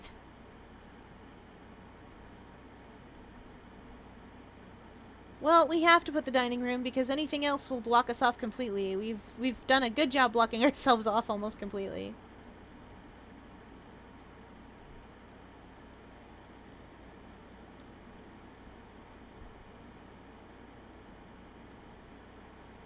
We'll find out what that is later. Oh, come on. I can't pick this door's lock. Hey, security! How you been? How you been, buddy? We love security.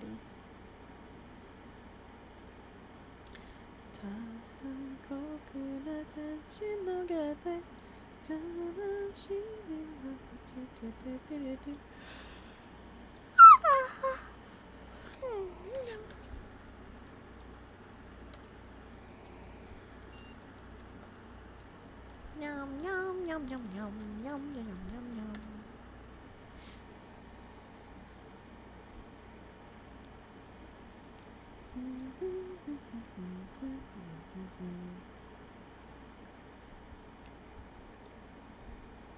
I would like some more shiny rocks, please.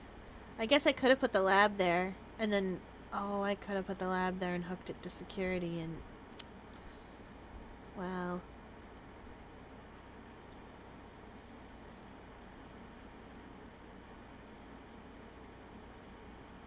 I want to put the utility closet, but I'll be in such a weird position. This will give me a better position to get to the foundation and the antechamber.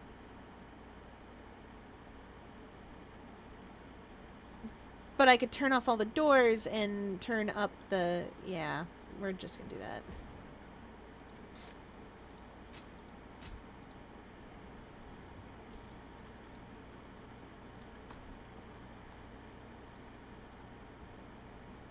I love digging. Alright, security, guess what? I didn't need to. I have the key card. I didn't need to do that at all.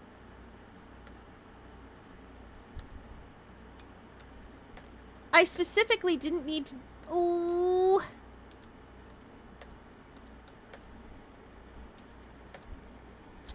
Golly. Yeah, I had the key card. Chat. Yeah, sometimes I forget what I have. Oh well. We solved our problem with science.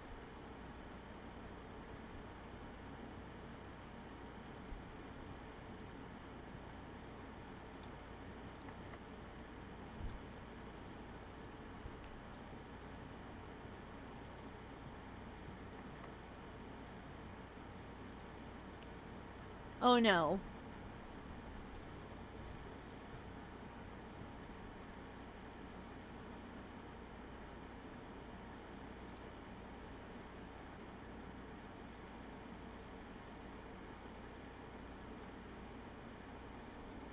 If the attic doesn't have a key inside, we're toast.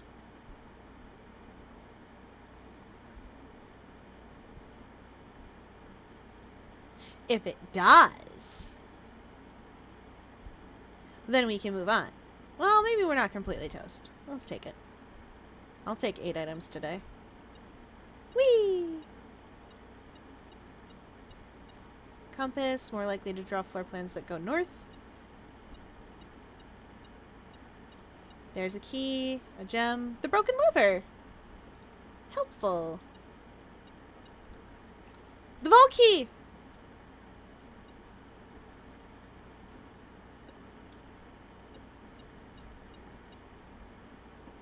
I wasn't paying attention to how many things I've picked up in here.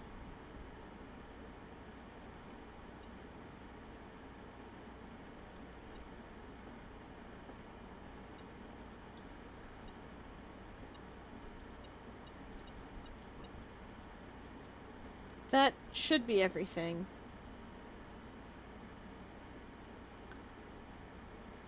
Hopefully that's everything.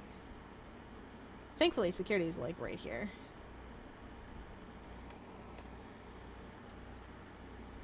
One gem. Huh. I probably missed a gem up there. But I also don't feel like going back in. To the hallway! We have keys now.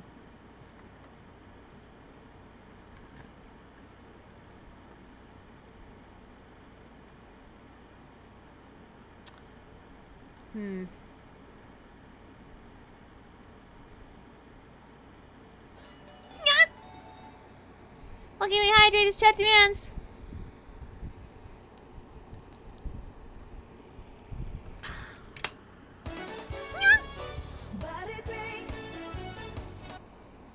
And a big stretch.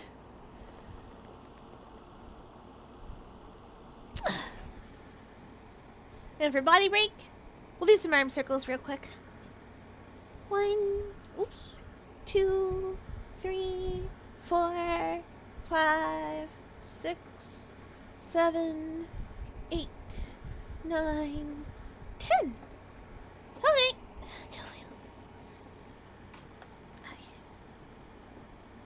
Okay, have fun.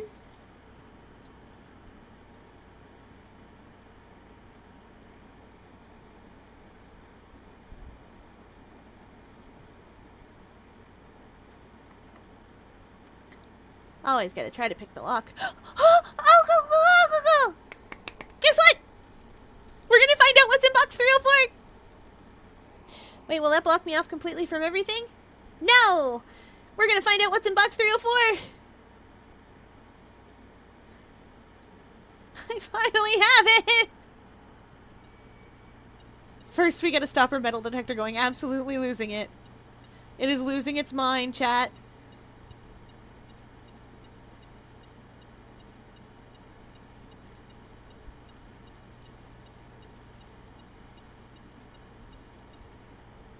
Okay. Okay, we gotta know. I gotta know.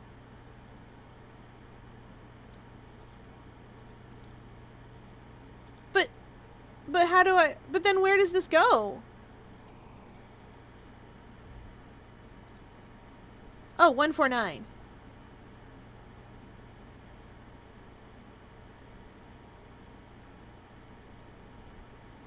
Last time I got this on unlocked 304.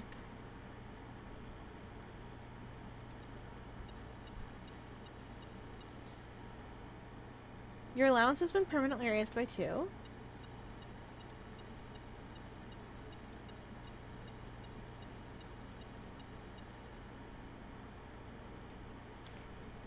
This is a Fenari's passport. Fenari's passport? This is my mom's. No, it isn't. Wait, no, that's my mom, but that's not her name. ID, international passport, diplomatic passport 55. Surname Hayes, given name Hamantha, nationality Arizian, date of birth 1/12/54, female, date of issue 1/10/84, date of expiry 1/10/94. Samantha Hayes. That's a cool necklace.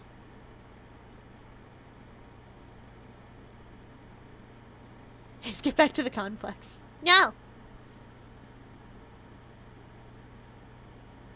Hey, that's the symbol! Look at that. You can see it's a military place. They get around by roads. It's foggy most often, and the border is red. We're so good at this.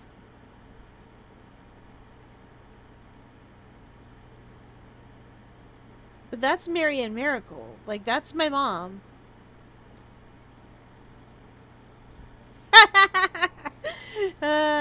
He looks out for the kids. That's definitely my mom. So why she got a fake passport?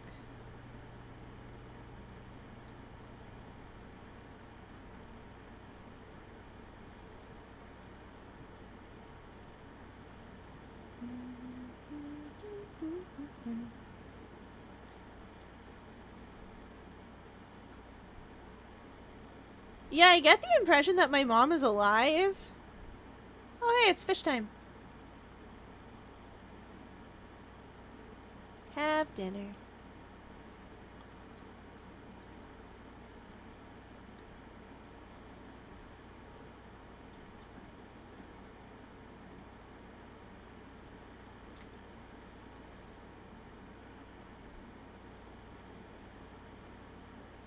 Oh.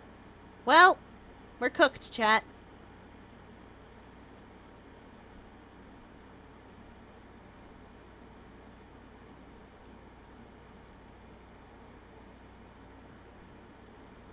Nowhere else to go.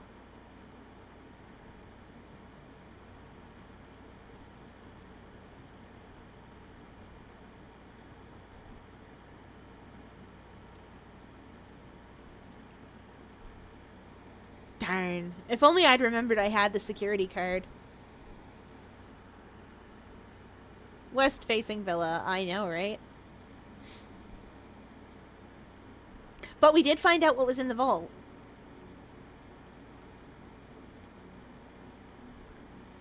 I wonder if there are other vault keys around, because I definitely remember one saying 304. It might be randomized which vault it is every run you run. Or there might just be 2 different vaults. 304 might have something else in it.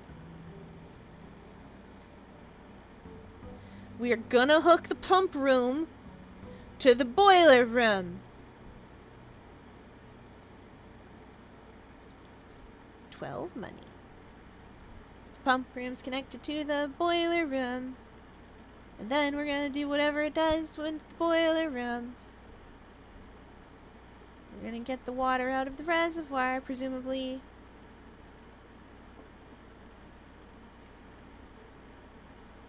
Because that's what the control box says. Shelter.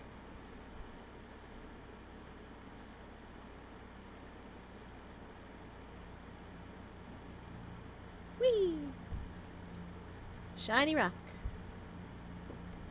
Wow. Nah!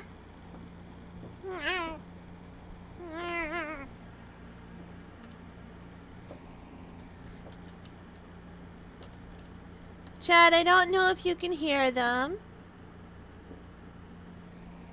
But the noise that is happening out of doors is fireworks.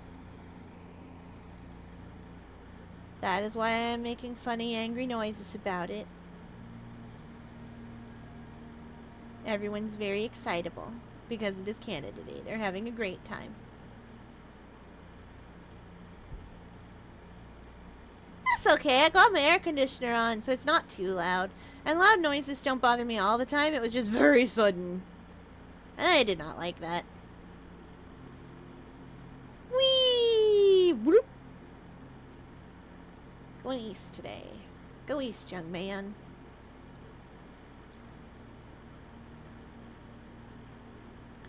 I wish I knew what made the pool spawn. So that there could be a pool in my house. I wish to splish splash and also take a bath. Wait. I don't have anything. So I should turn this off. Always checking the floors. And the top of that thing just in case. Gym, garage, yeah, yeah, yeah.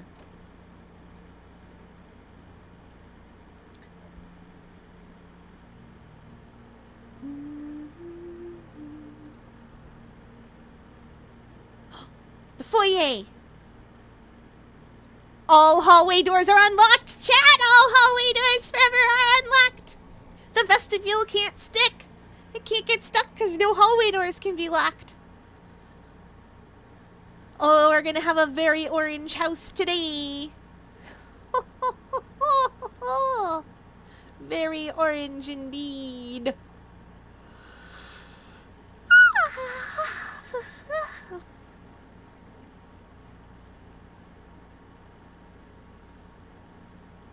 Can't be any locked doors here.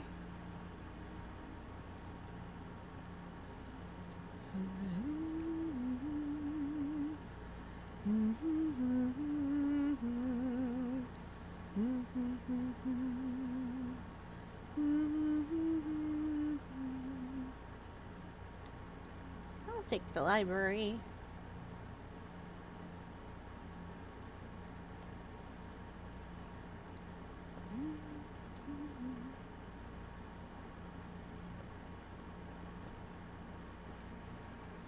Oh, the parlor. That also helps. Can always use more shiny rocks.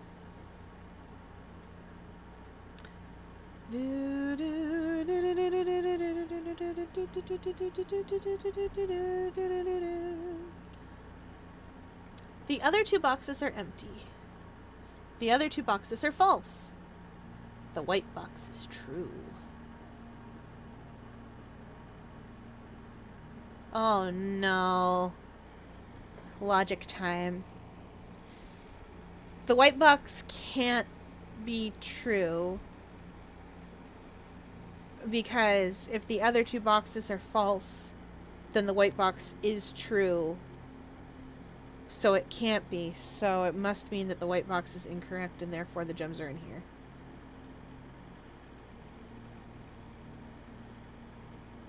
I'm so good at logic puzzles. Oh, my packing.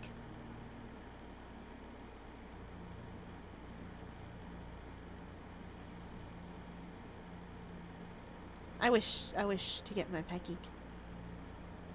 Packing. One brass compass. Silver key! Oh, chat. Chat, do you know how exciting it is to have a silver key to get to the Great Hall with the foyer in play? The foyer is in.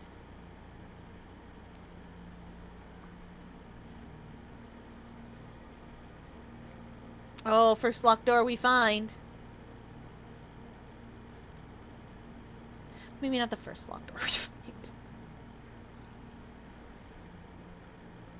The corridor is always unlocked.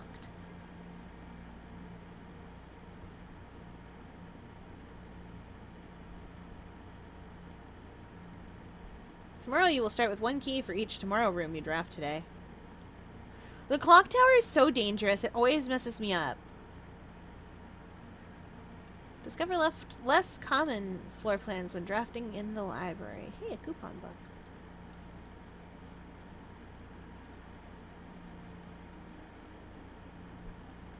What would we like to take out this time?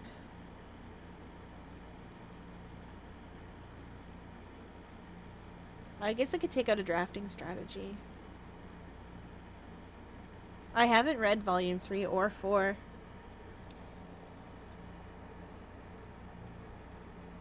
Or wait, I think I read volume 3 because we got that pretty quickly. We'll take out volume 4.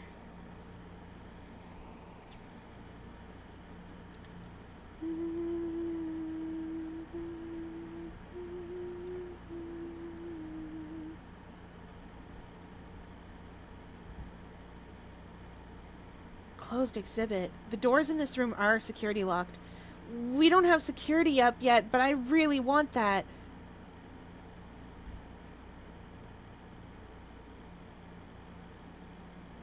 That's fine.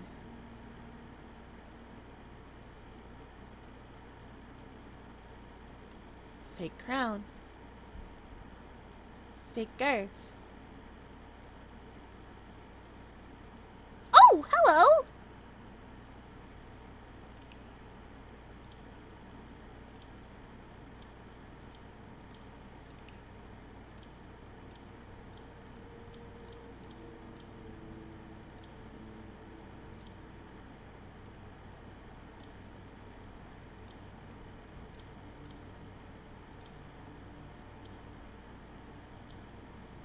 Oh!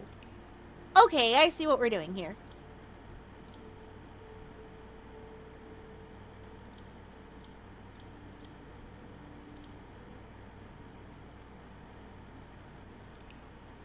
Nope.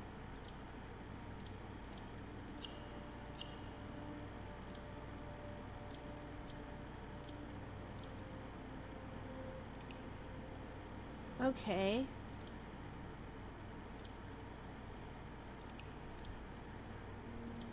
Oh, I think I see how I can do it.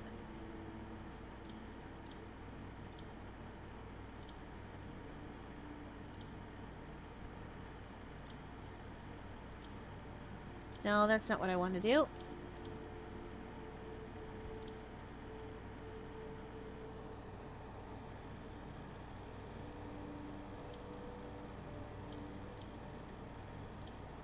Wait.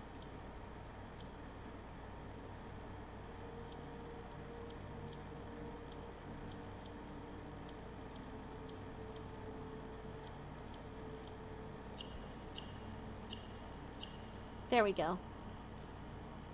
Allowance token! Woo! The crown!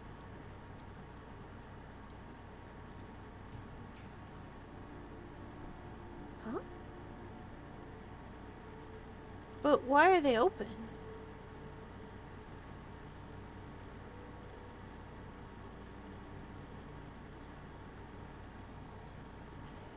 Alright, beats me, but here we are.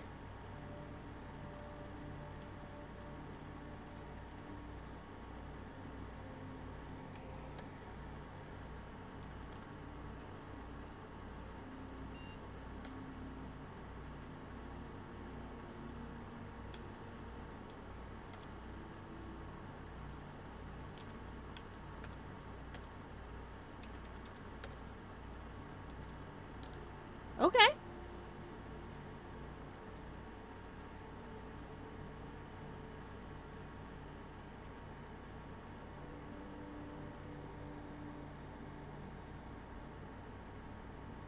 It happens sometimes. I don't always yap.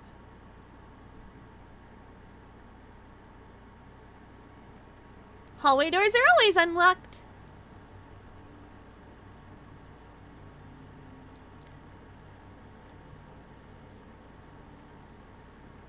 Yes, we are on the same run. I think? Maybe?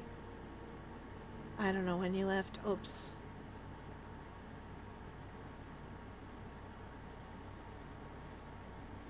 I simply have to know, do people enjoy cold cookies? Yes, but it depends on the cookie. Certain cookies I like better warm, certain cookies I like only cold. I like chocolate chip cookies cold, but that's because the way that I make them is with a very, very soft dough.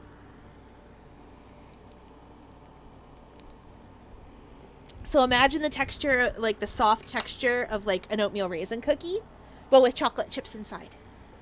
My family puts them in the freezer. Okay, that's what?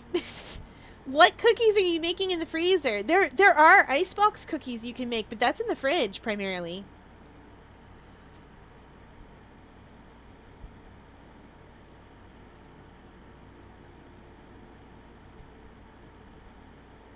I forgot to do the dartboard puzzle last time I had the break room. Oopsie doodle, guys.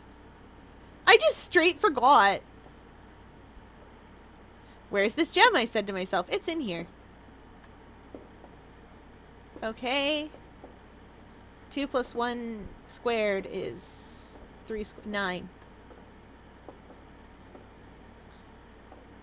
5 squared is 25. Minus 1 is 24. Divided by 12 is 2.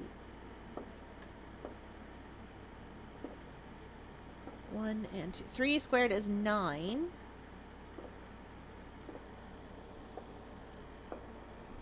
Times 1 is 9, times 2 is 18.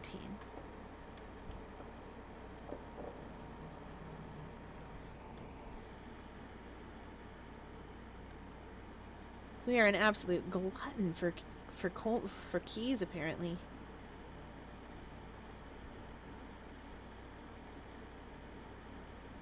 Do I want a quick way back to the entrance hall? Or do I want this?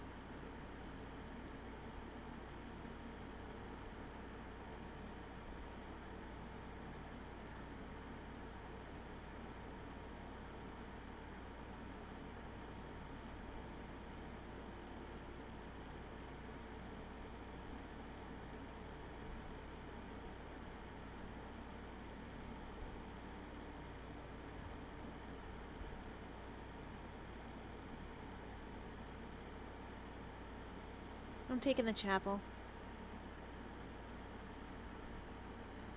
Oh yeah, I'm sheltered anyway. Duh. Oh.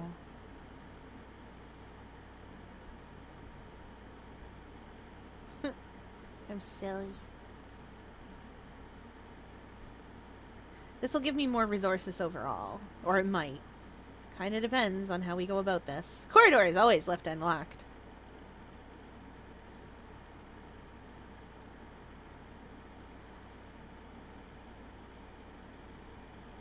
No, they bake them all normal, then just throw them in the freezer. I've thrown cookies in the freezer to make them last longer. It does make them a little stale when they come out, so you have to microwave them for a tiny bit, like 10-15 seconds.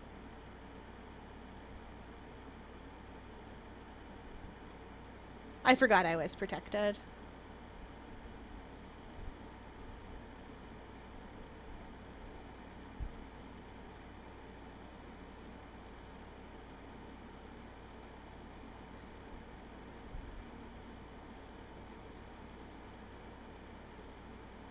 Yum, yum, yum, yum, yum, yum, yum, yum, yum, yum, yum, yum, yum.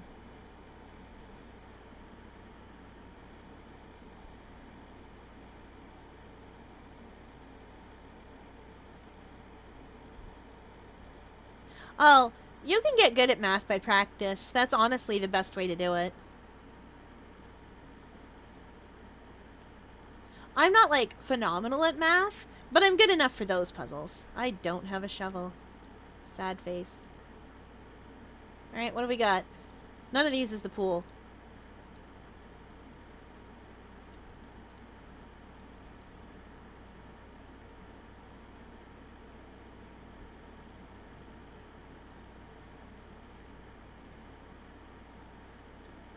We'll make that one standard because I don't want it in the commonplace plans.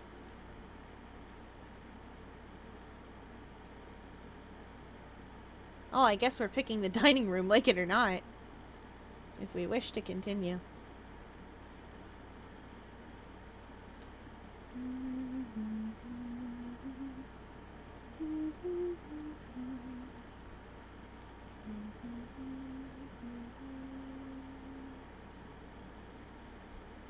I like to have good connections in my home.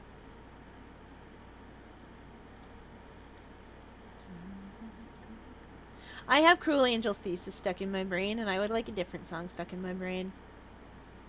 I don't know which to start with.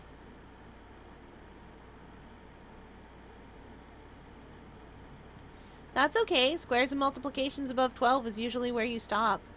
But they all follow the same rules.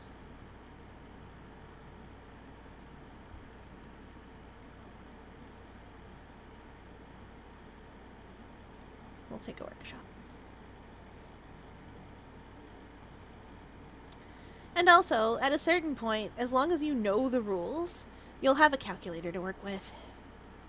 It's more important to learn the rules themselves. For math, I mean. Do you have anything that can be combined? No. So, consider the following. I have so many security rooms.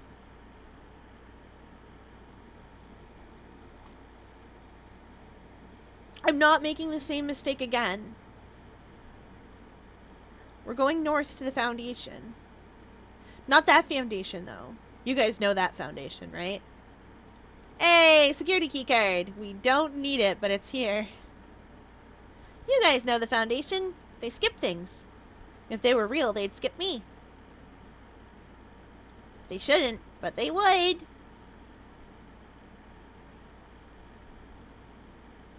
I'm too cute for it. Too cute to be skipped.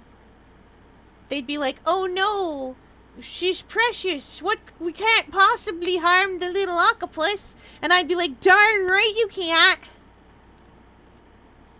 And they'd be like, oh no. And that is how I would destroy them.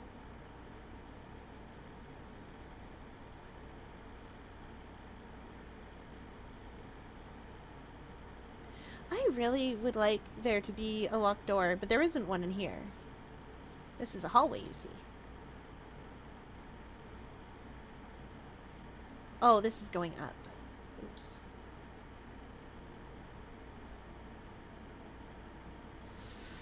This is gonna be awkward.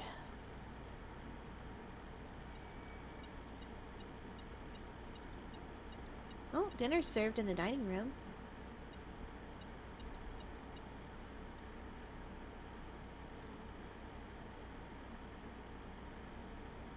Maybe the foundation will have some locks.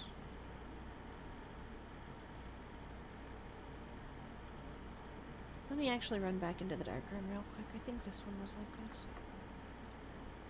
Let's go. Let's go!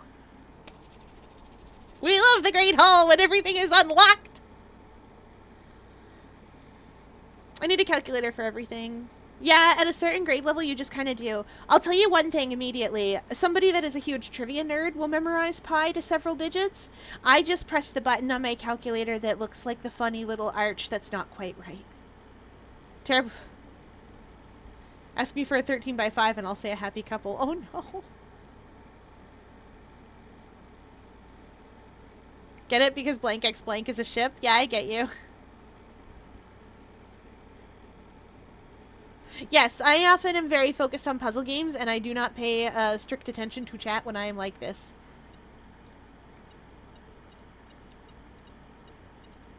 Chat can attest to the fact that sometimes I will go for, like, minutes before I remember to read chat. Shiny rock.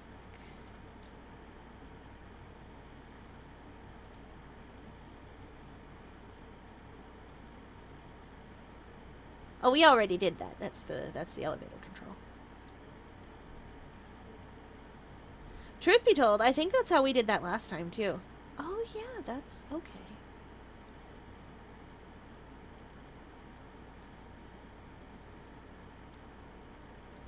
This door must have something behind it.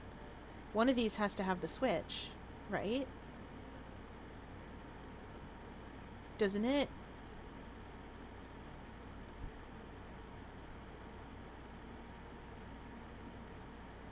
Ah, there we are. We have a door! We have a door! Okay, chat, we need to make a connection.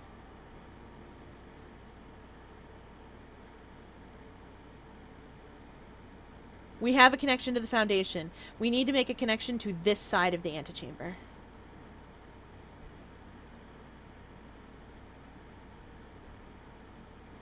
Okay.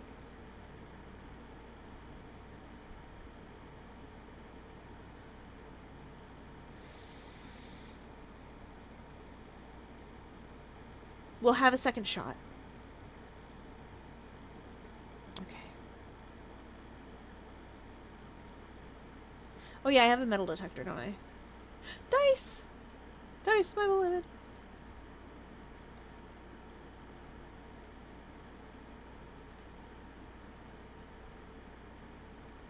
They all point north, Your Honor!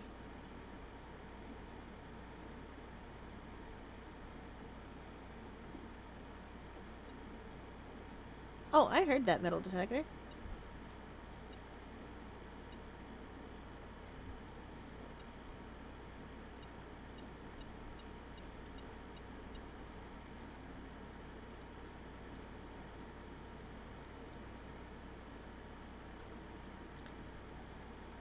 Oh no.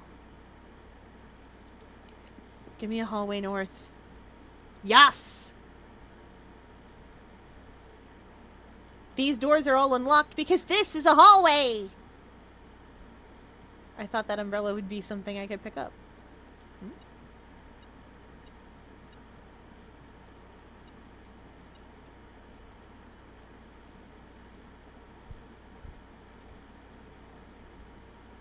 Boiler room!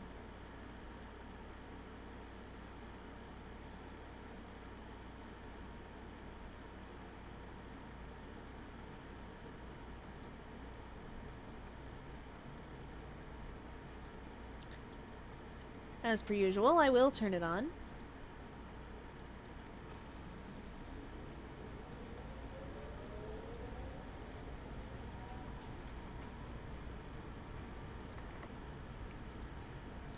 Wild. I needed a key, guys.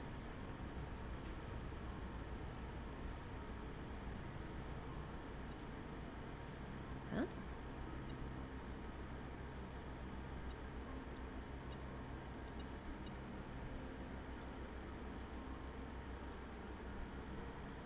What's this?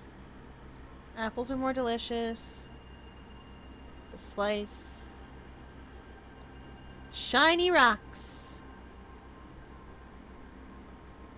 We need something that just rides straight through. Okay. Okay.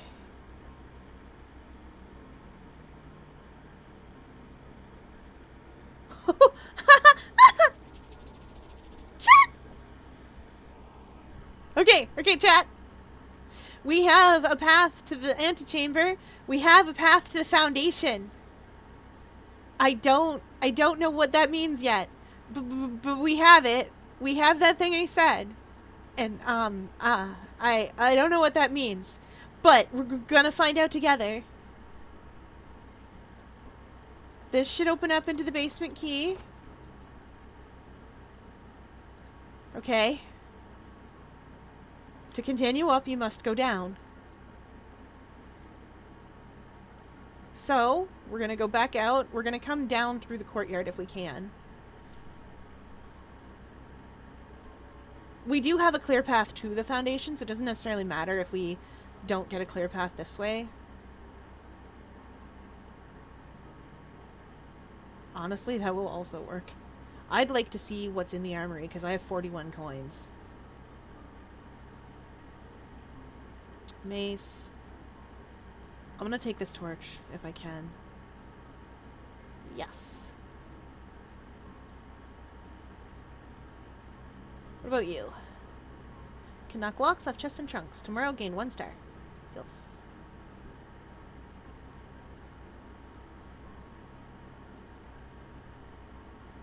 Once per day while drafting, you can equip Knight's Shield to ignore the negative effect of any one red room. Yes. Okay. Into the boiler room.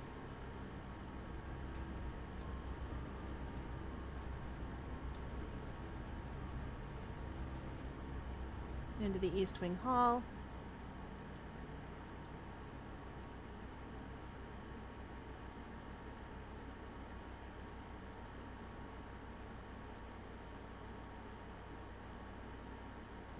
Drawing room.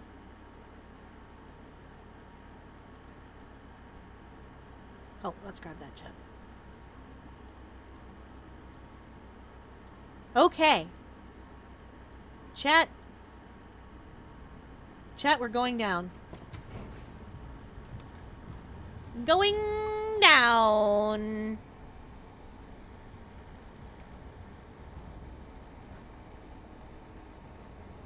Only freezy cookie thing I know about is frozen Thin Mints, but that's somewhere on the candy side of the cookie spectrum. That's true. Hi, Lacrimersis! Sorry I didn't notice. I have trouble noticing Moonbeam chat sometimes. It's not that I don't want to.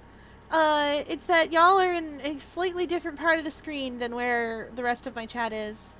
So until it integrates with stuff like Restream, I don't know where anything is. Okay, let's unlock this door, chat. We're finally gonna unlock this door. Let's go. Okay, we are in the basement. We've made it into the basement. Okay, okay, we got some weird stuff on the shelves.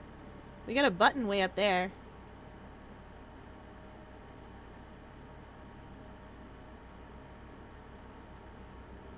What are you pointing at? Oh! I see what we're meant to do.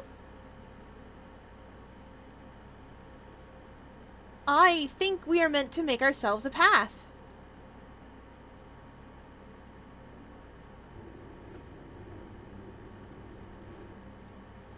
You guys remember last time we did this thing, in the... Yep, we are certainly meant to make ourselves a path to reach that button up there. I think we can walk comfortably across this, because it's stairs.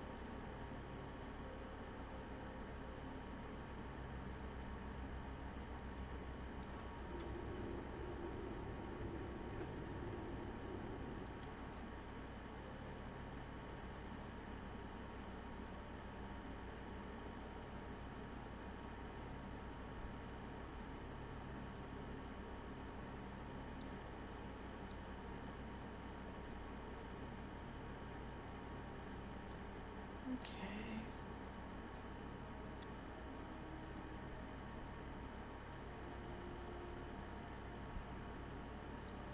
Oh wow, there's so much going on here.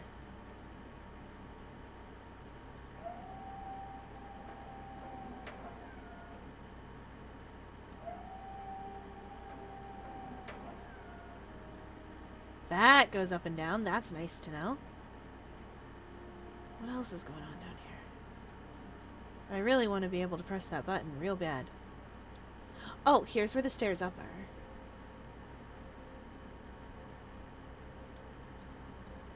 How do I get around behind?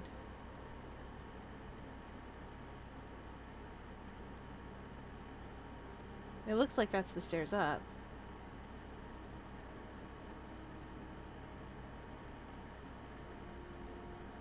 I can't just pull it from here? Okay. Oh, there's a ramp over here. Okay.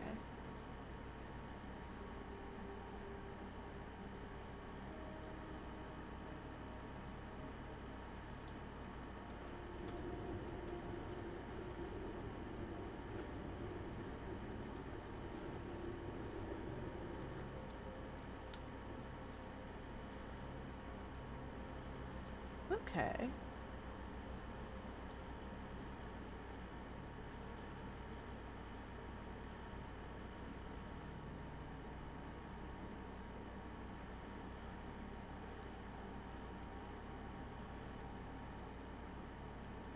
I'm not technically on that. Okay.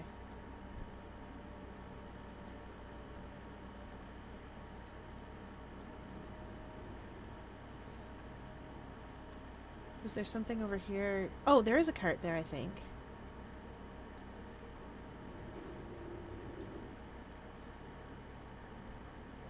One that I could maybe push through.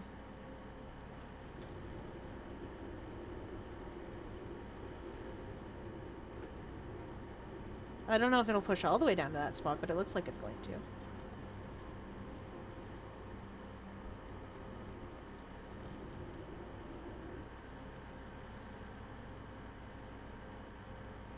Oh,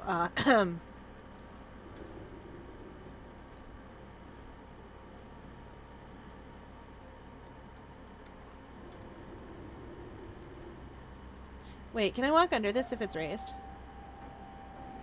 No, absolutely not.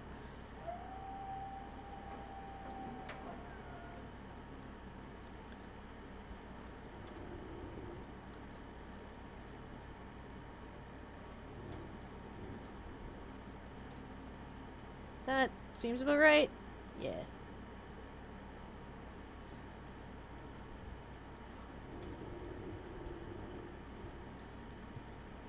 That should be it. I do want to check what's over here, though. What's that? Oh, I bet if I had a sledgehammer, I could smash that open.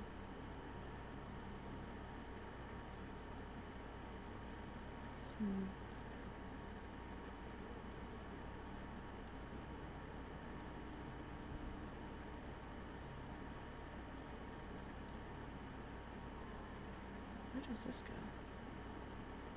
Ah, I see.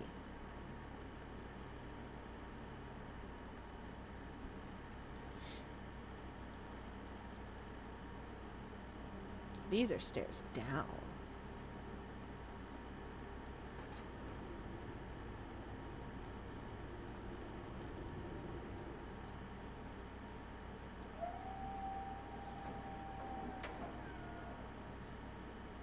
And then that goes over to those stairs. Okay.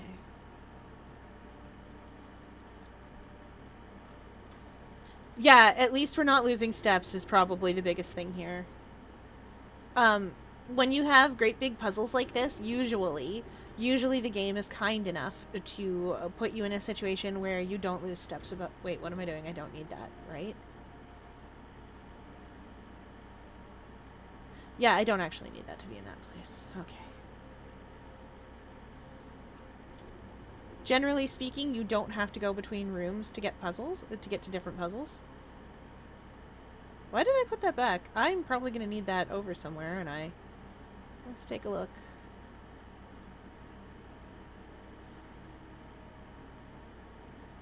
Yep, I'm going to need that back over here. Why can't I come down here? Let's go down here first.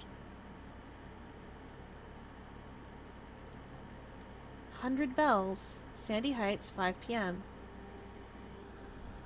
Okay. North Lever, underground. East Lever, Great Hall. South Lever, Greenhouse. West Lever, Secret Garden. North Lever is underground! It's here! It's somewhere here!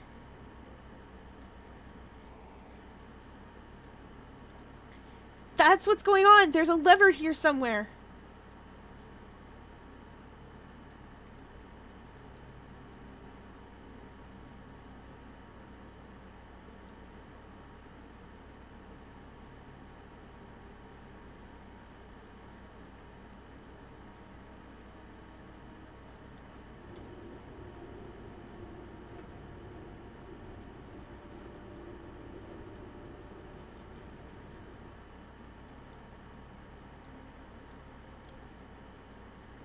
Unless there's one I can pull here. There is one I can pull here.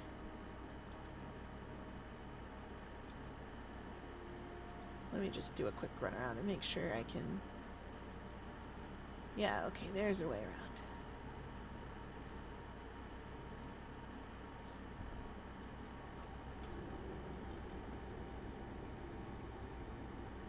This is getting so exciting, I know, right? Me and Catoid are both so normal about Sebastian. I see. Oh, we're not quite back yet. Oopsie doodle.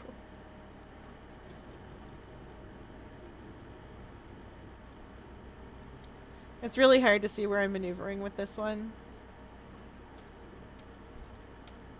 That should do it. And then, hypothetically, I can take and push this one, like...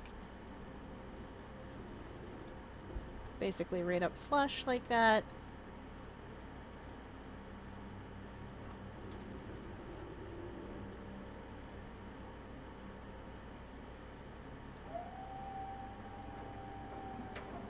That should be okay.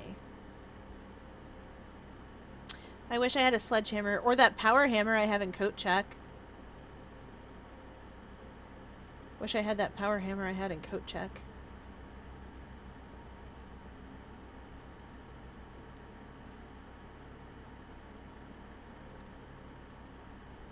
What's it done? What's that done?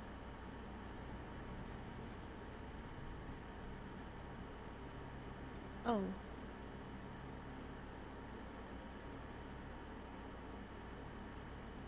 Okay.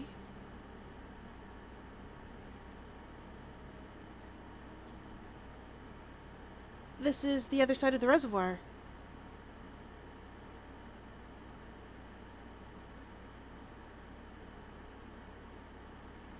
Why did I do all that if this is just the other side of the reservoir? Wait! We couldn't get to the other side of the reservoir before. We did that for this.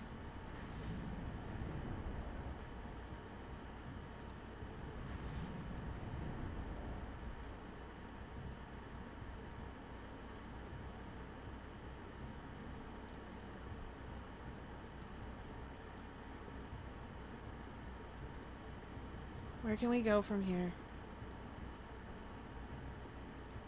I want to go there.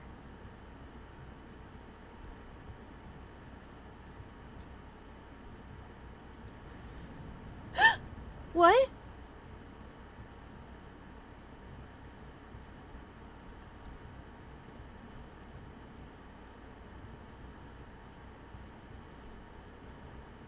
How do I can't get off of this if I...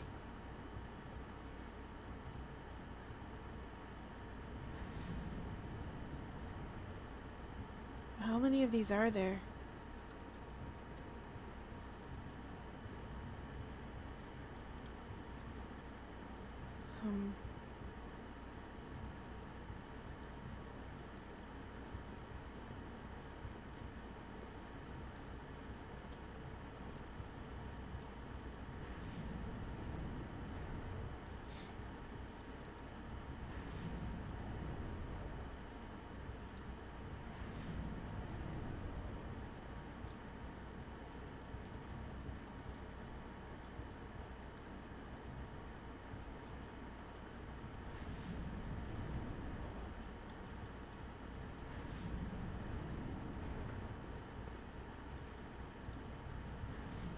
Oh!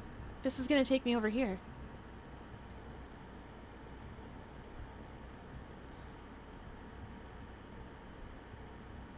This is a full map of the underground! Okay. That's the tomb in the catacombs. This is the room we're in right now. Where does 9 go? To North Lever. If we can rotate this correctly, we can go to the North Lever! Yeah, because we came in from the other side of the reservoir. So if we can rotate this correctly, we can get over there.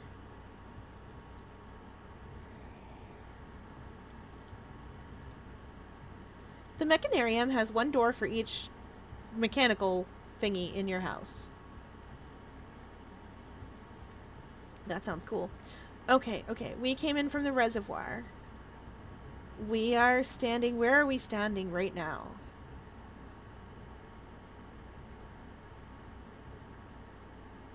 Uh-oh.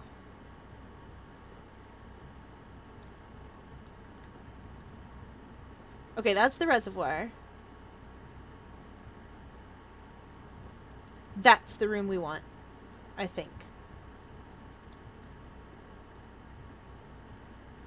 Reservoir is behind us, directly across from it. Is it directly across from it? Is that what we want? Let's look. Yes. That way leads to the north lever.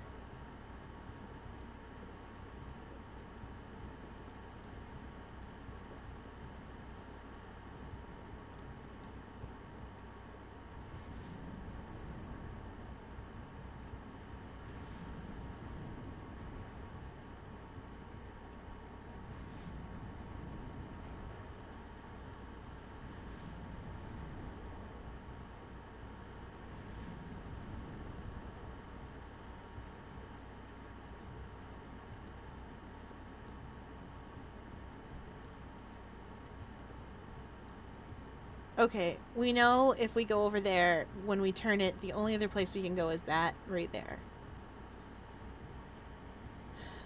So, where do we need to go? And we know there's a spot where we can go up.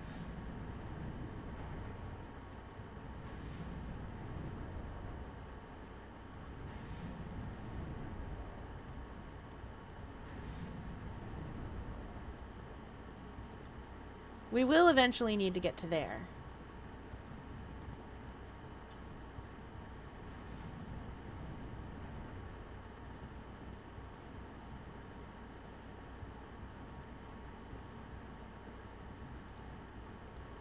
That does not have a turning lever.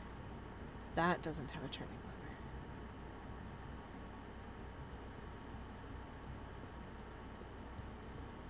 This one I think is the lever that goes up and down, but that didn't do anything for us last time, because when we brought it up, there's no way for us to get over there. We'd have to come back down to the reservoir somehow. And we can't get out from here.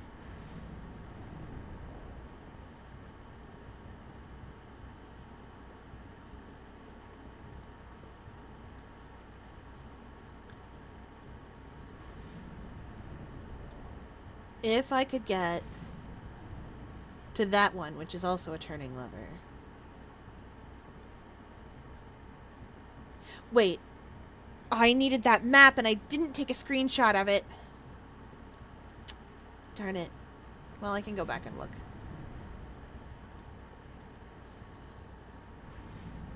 I might have to go up and around and... Oh, oopsie doodle. I did that thing. Can also stand there, but that way won't do anything. I might have to go up and around to, like, set this, go up and around to the caves.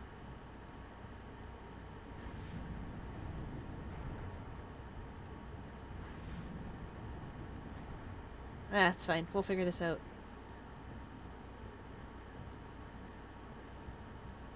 No, wait, that's the up-down lever. I don't need that. I need this to spin the other way and then to spin it again.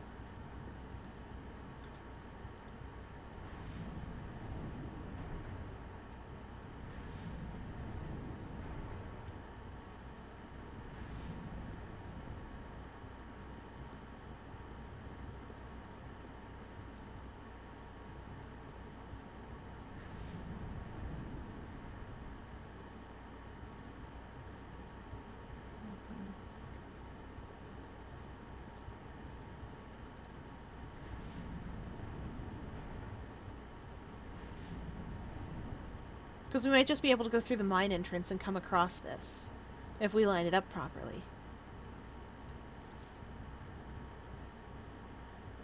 4's the minecart, right? Yeah, we can. We can just push that out of the way. So we need to line this up so that it's here and there.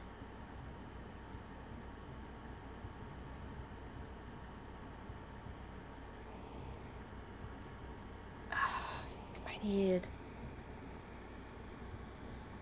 If you have a hammer or shovel in Coat Check, even if it's an upgraded version, you're locked out of that hammer shovel spawning. Oh, what?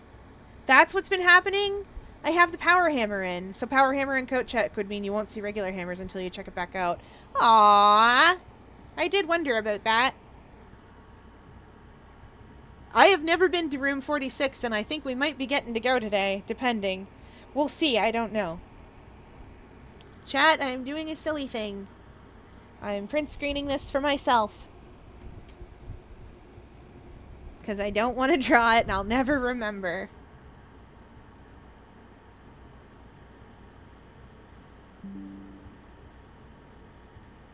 I'm gonna mark some marks on it.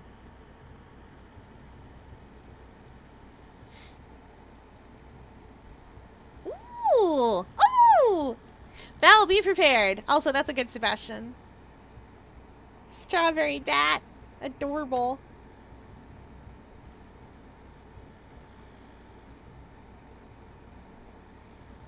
Okay, I think I know where we're going.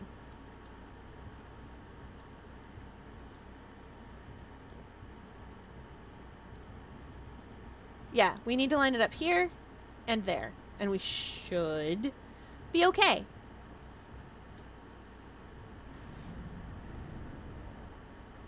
Well, first we have to get back there, because that's how we'll line it up.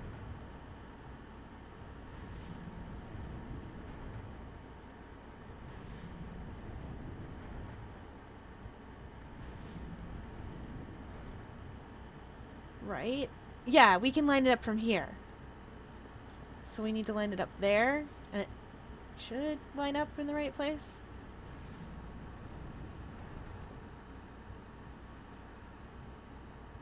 No, no it won't. That's why that's there. How do I get it to come up?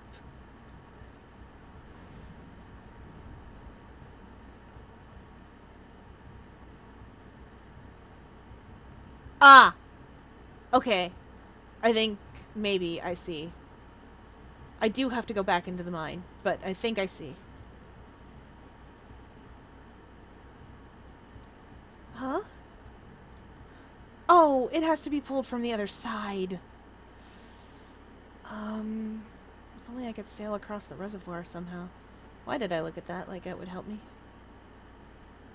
Can't believe I have to waste steps getting back. How do I get... Oh, up here. Where's the kitchen? Because I definitely need to stop off at the dining room if I'm going to do this. Oh, I see it. I see it. It's down the east wing. And that's pretty much a straight shot. The minecart's pulled in the wrong direction.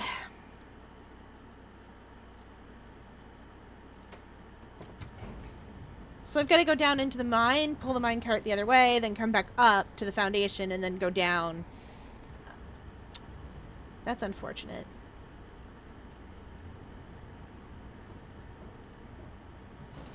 Wait.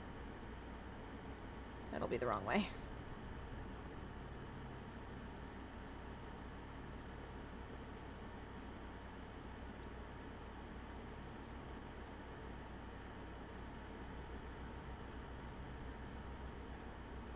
Yeah, okay, it's pretty much a straight shot down from here.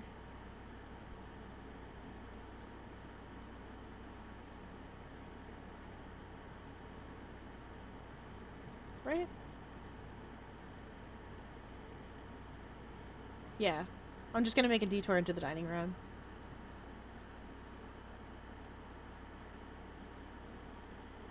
Ah! Went the wrong way. Wait, I can waste less steps by doing this. Because the bedroom's there. Thanks, the bedroom.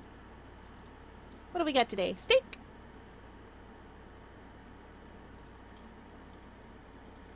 Porterhouse steak?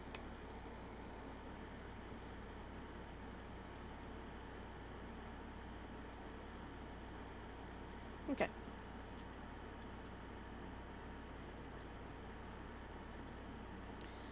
Now, how did we get into the mine? Was it by the... Chat, do you remember how we got into the mine? I think it was by the elevator.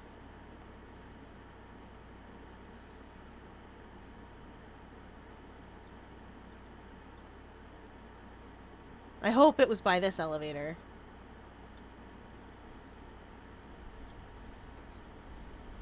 Well, we can hope it was by this lovely Arindian elevator.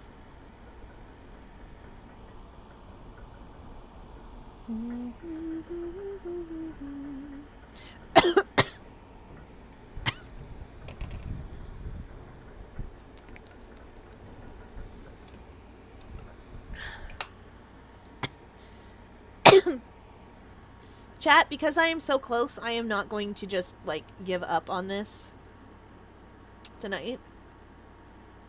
We're gonna finish this.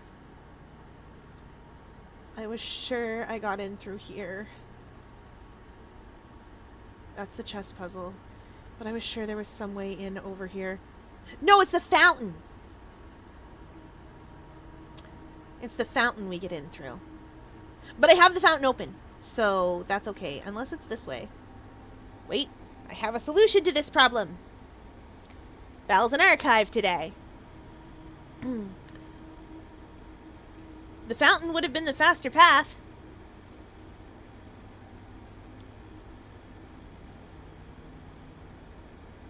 Basement.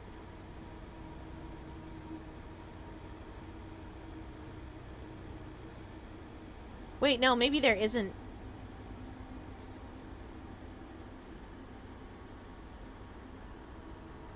Unless this is it. Well, let's take a look. This might be the evac tunnel.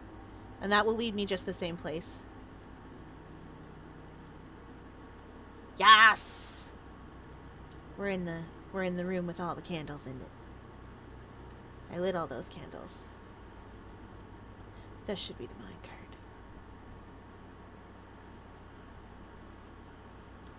Yeah, there we are, and that would have been the tomb.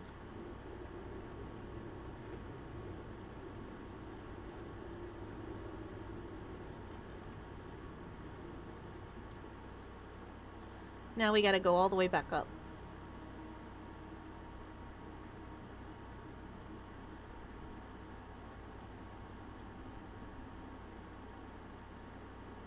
I think we can do that by the reservoir easier. Just up through the fountain.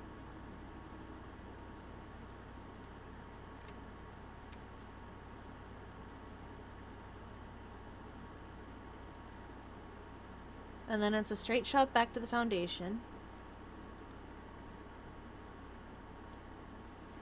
And we should be at about the same steps we started with.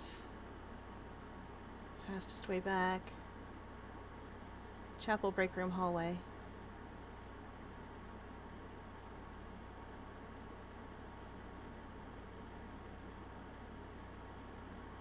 Yeah.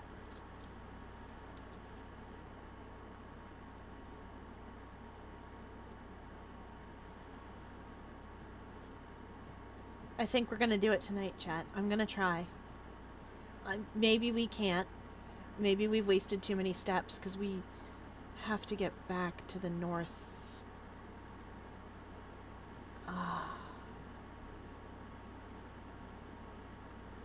We might have had to waste too many steps because I forgot the minecart.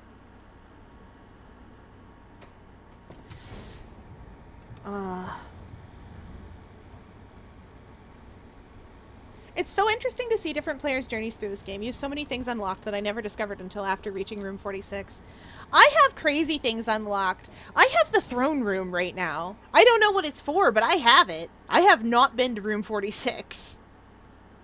And I don't think I can make it there tonight, even with all this extra work. That said, as far as I know, once you unlock the basement once, the basement is unlocked.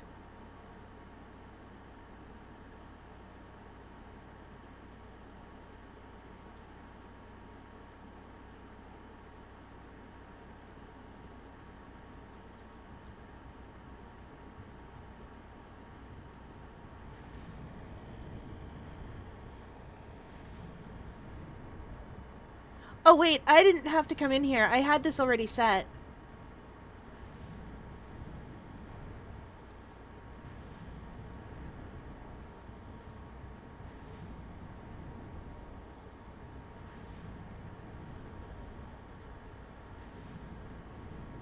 Yeah, okay. I didn't actually have to come in here. I had this already set. I really hope that's not... Okay, thank goodness.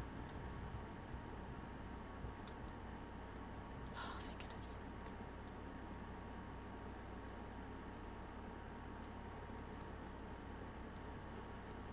Okay.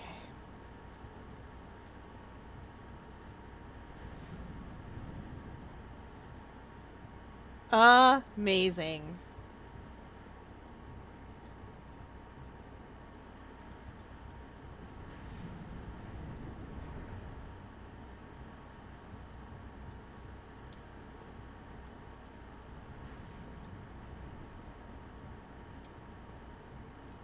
Uh-oh.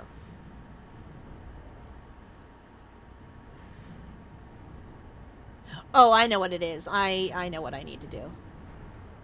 Yeah, I know exactly what I need to do.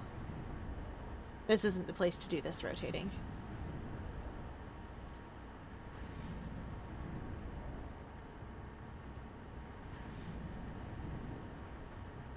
Or rather, I need to get out of here now.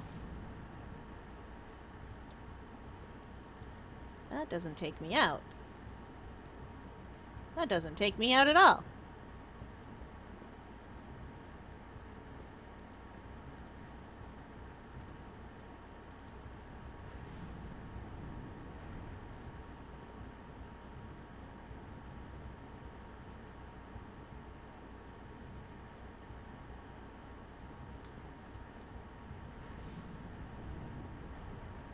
How the heck? I know I need to have it in this configuration. When I am done, this needs to be in this configuration, and I need to be coming in from over there.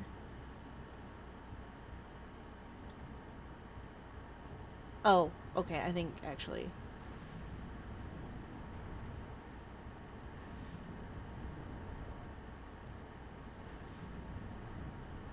But is this just the up-down one that I already pressed, or is this rotation? No, that's just up-down. And I needed to go up and down.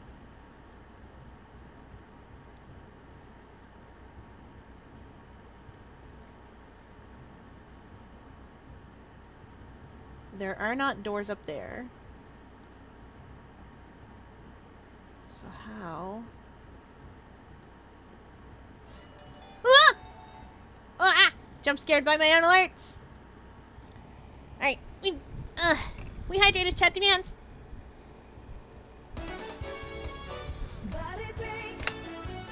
Okay.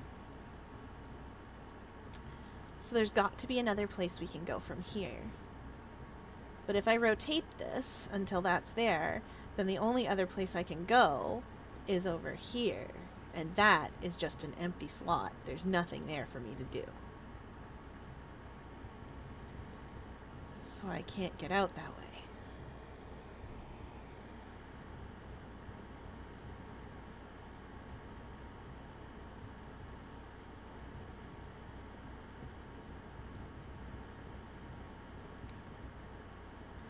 But I don't want to bring this back down, I don't think. Unless... Would bringing this down give me a way out? Yes. Where does this go when it's up?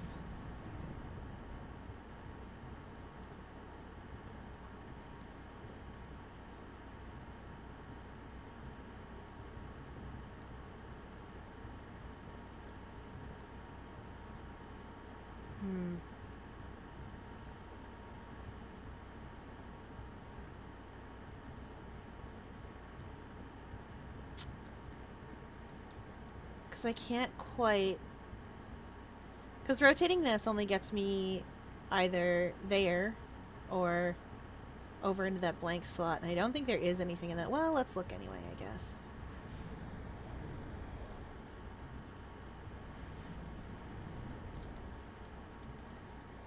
Who knows? Maybe there is something here. Maybe it's just gonna bother me forever. Okay. You only looked blank. Foreman's log, 608. 5/3/1918. After almost 3 years in the tunnels, SNR has informed me that we'll be closing up the site in June. It has been a somewhat bittersweet experience working on such a historically significant excavation over the past 30-odd months, yet being unable to share any of that work with the world. Maybe one day. Still, there's a significant amount of work that has yet to be done, and it is vitally important that we conclude our efforts in the main cavern and reinforce the structural integrity of the site before we seal the tunnels next month. It may be many generations before they are reopened. Oh, okay. Okay. What's over here?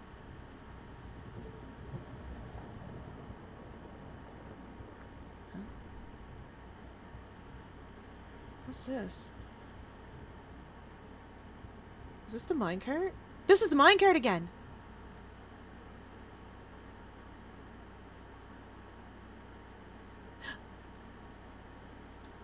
Right? Right, that's the minecart area, right? Right, it has to be. So, if I can line... If I can... Oh, okay, so if I can line this up with that, and with that, and still get out somehow by going up and down.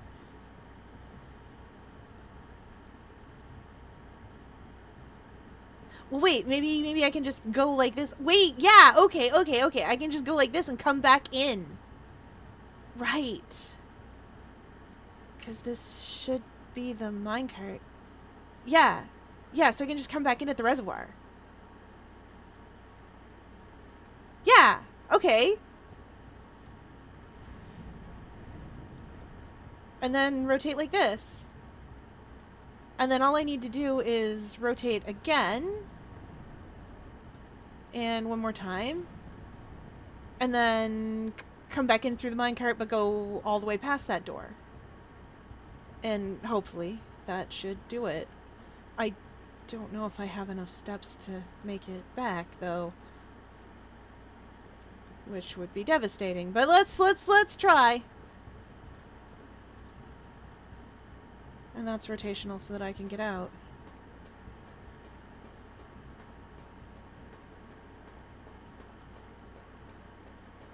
What?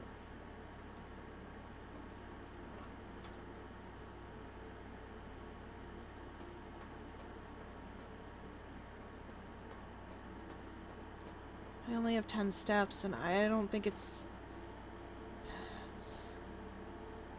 2, 3, 4, 5, 6, 7, 8, 9, 10, 11, 12, 13, 12, 13, 14, 15. It is 15 steps back.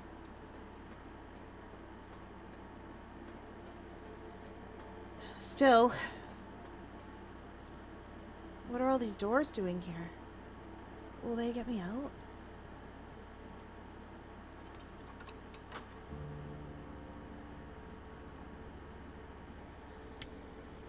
Okay, north door's open. We know how to open it. We can get in here.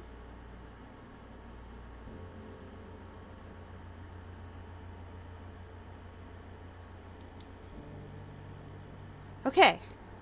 I've opened the door. I have 5 keys. I do not know what these doors are about. It won't let me open them. I think I really do need to make it all the way back, but I don't have enough steps to do that.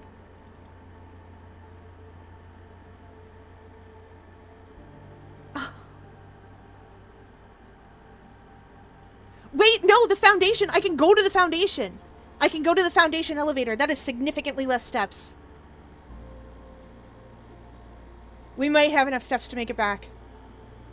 If I go out into the reservoir, we can go to the basement, go up the foundation elevator, and we might be okay.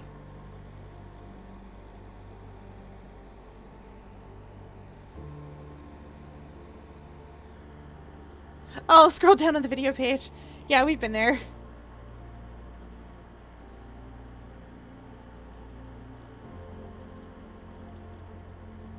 I wish those doors would open. I believe in me too. We got 9 steps to make it from the foundation. 1, 2, 3, 4, 5, 6. So we have to get back to the foundation in 3 steps. I don't know how possible that is, chat, but we're gonna try.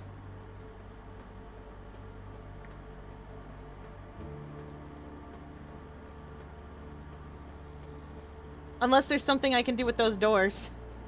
It doesn't look like it, so...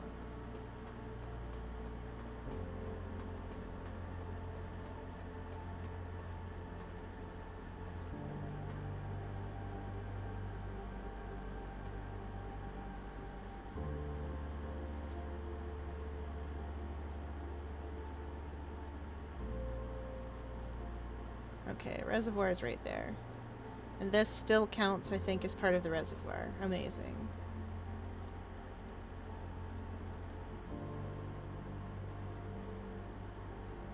We might have just enough. No! Wait, maybe... No! Oh, I don't think... Oh, maybe. Wait, I got stuck.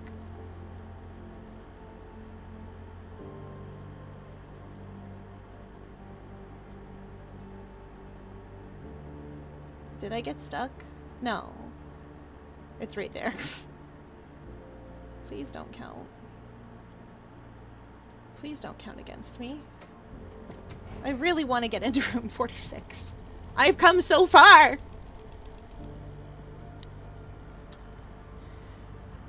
Chad, I've been pressing tab a lot. I know, it's right there. Okay, we're going into the drawing room. Yeah, the game also knows I have everything I need. Into the East Wing Hall.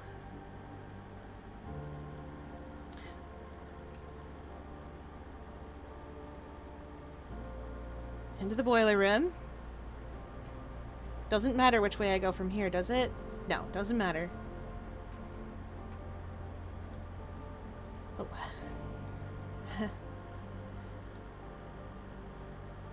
Into the courtyard. Now we run. We hoofer. No!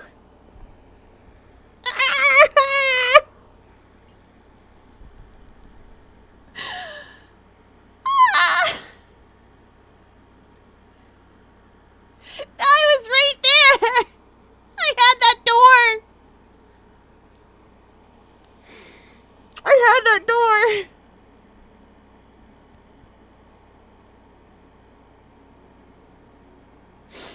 I had it!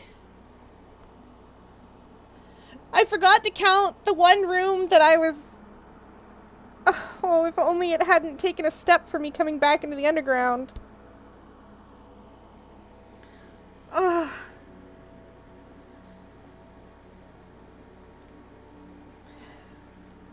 Still, this means that basement door is unlocked in the foundation, so we can go in there.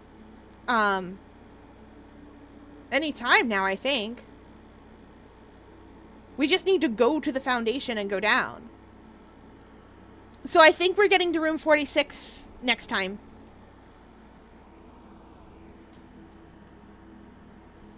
Anyway, that is it for tonight, chat.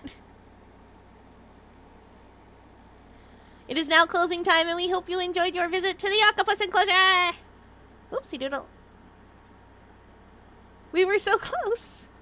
For those of you with me, get out of here. For those of you with me over on Twitch, we are going on a little adventure, as that's a thing you can do there. And for those of you with me over on YouTube or Moonbeam, less that. Oh, thank you! Thank you for the moonstones! Oh, you guys know the deal. Anything that you tip me, anything like that, goes right back into making the stream, making it work. You guys know the deal. Everything we do here everything I get here goes back into making the stream fancy and getting new games and art assets and stuff like that. And it's a great time. Yeah, we'll continue next time, don't worry. Oh, it was such a sad time. We were so close. So close. Alright, let's see where we all going. Do do do do do do.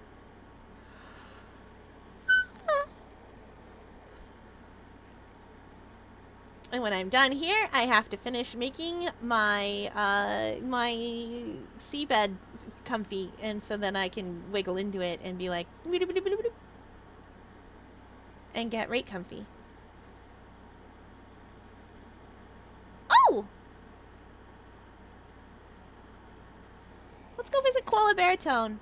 He's playing Rise of the Golden Idol.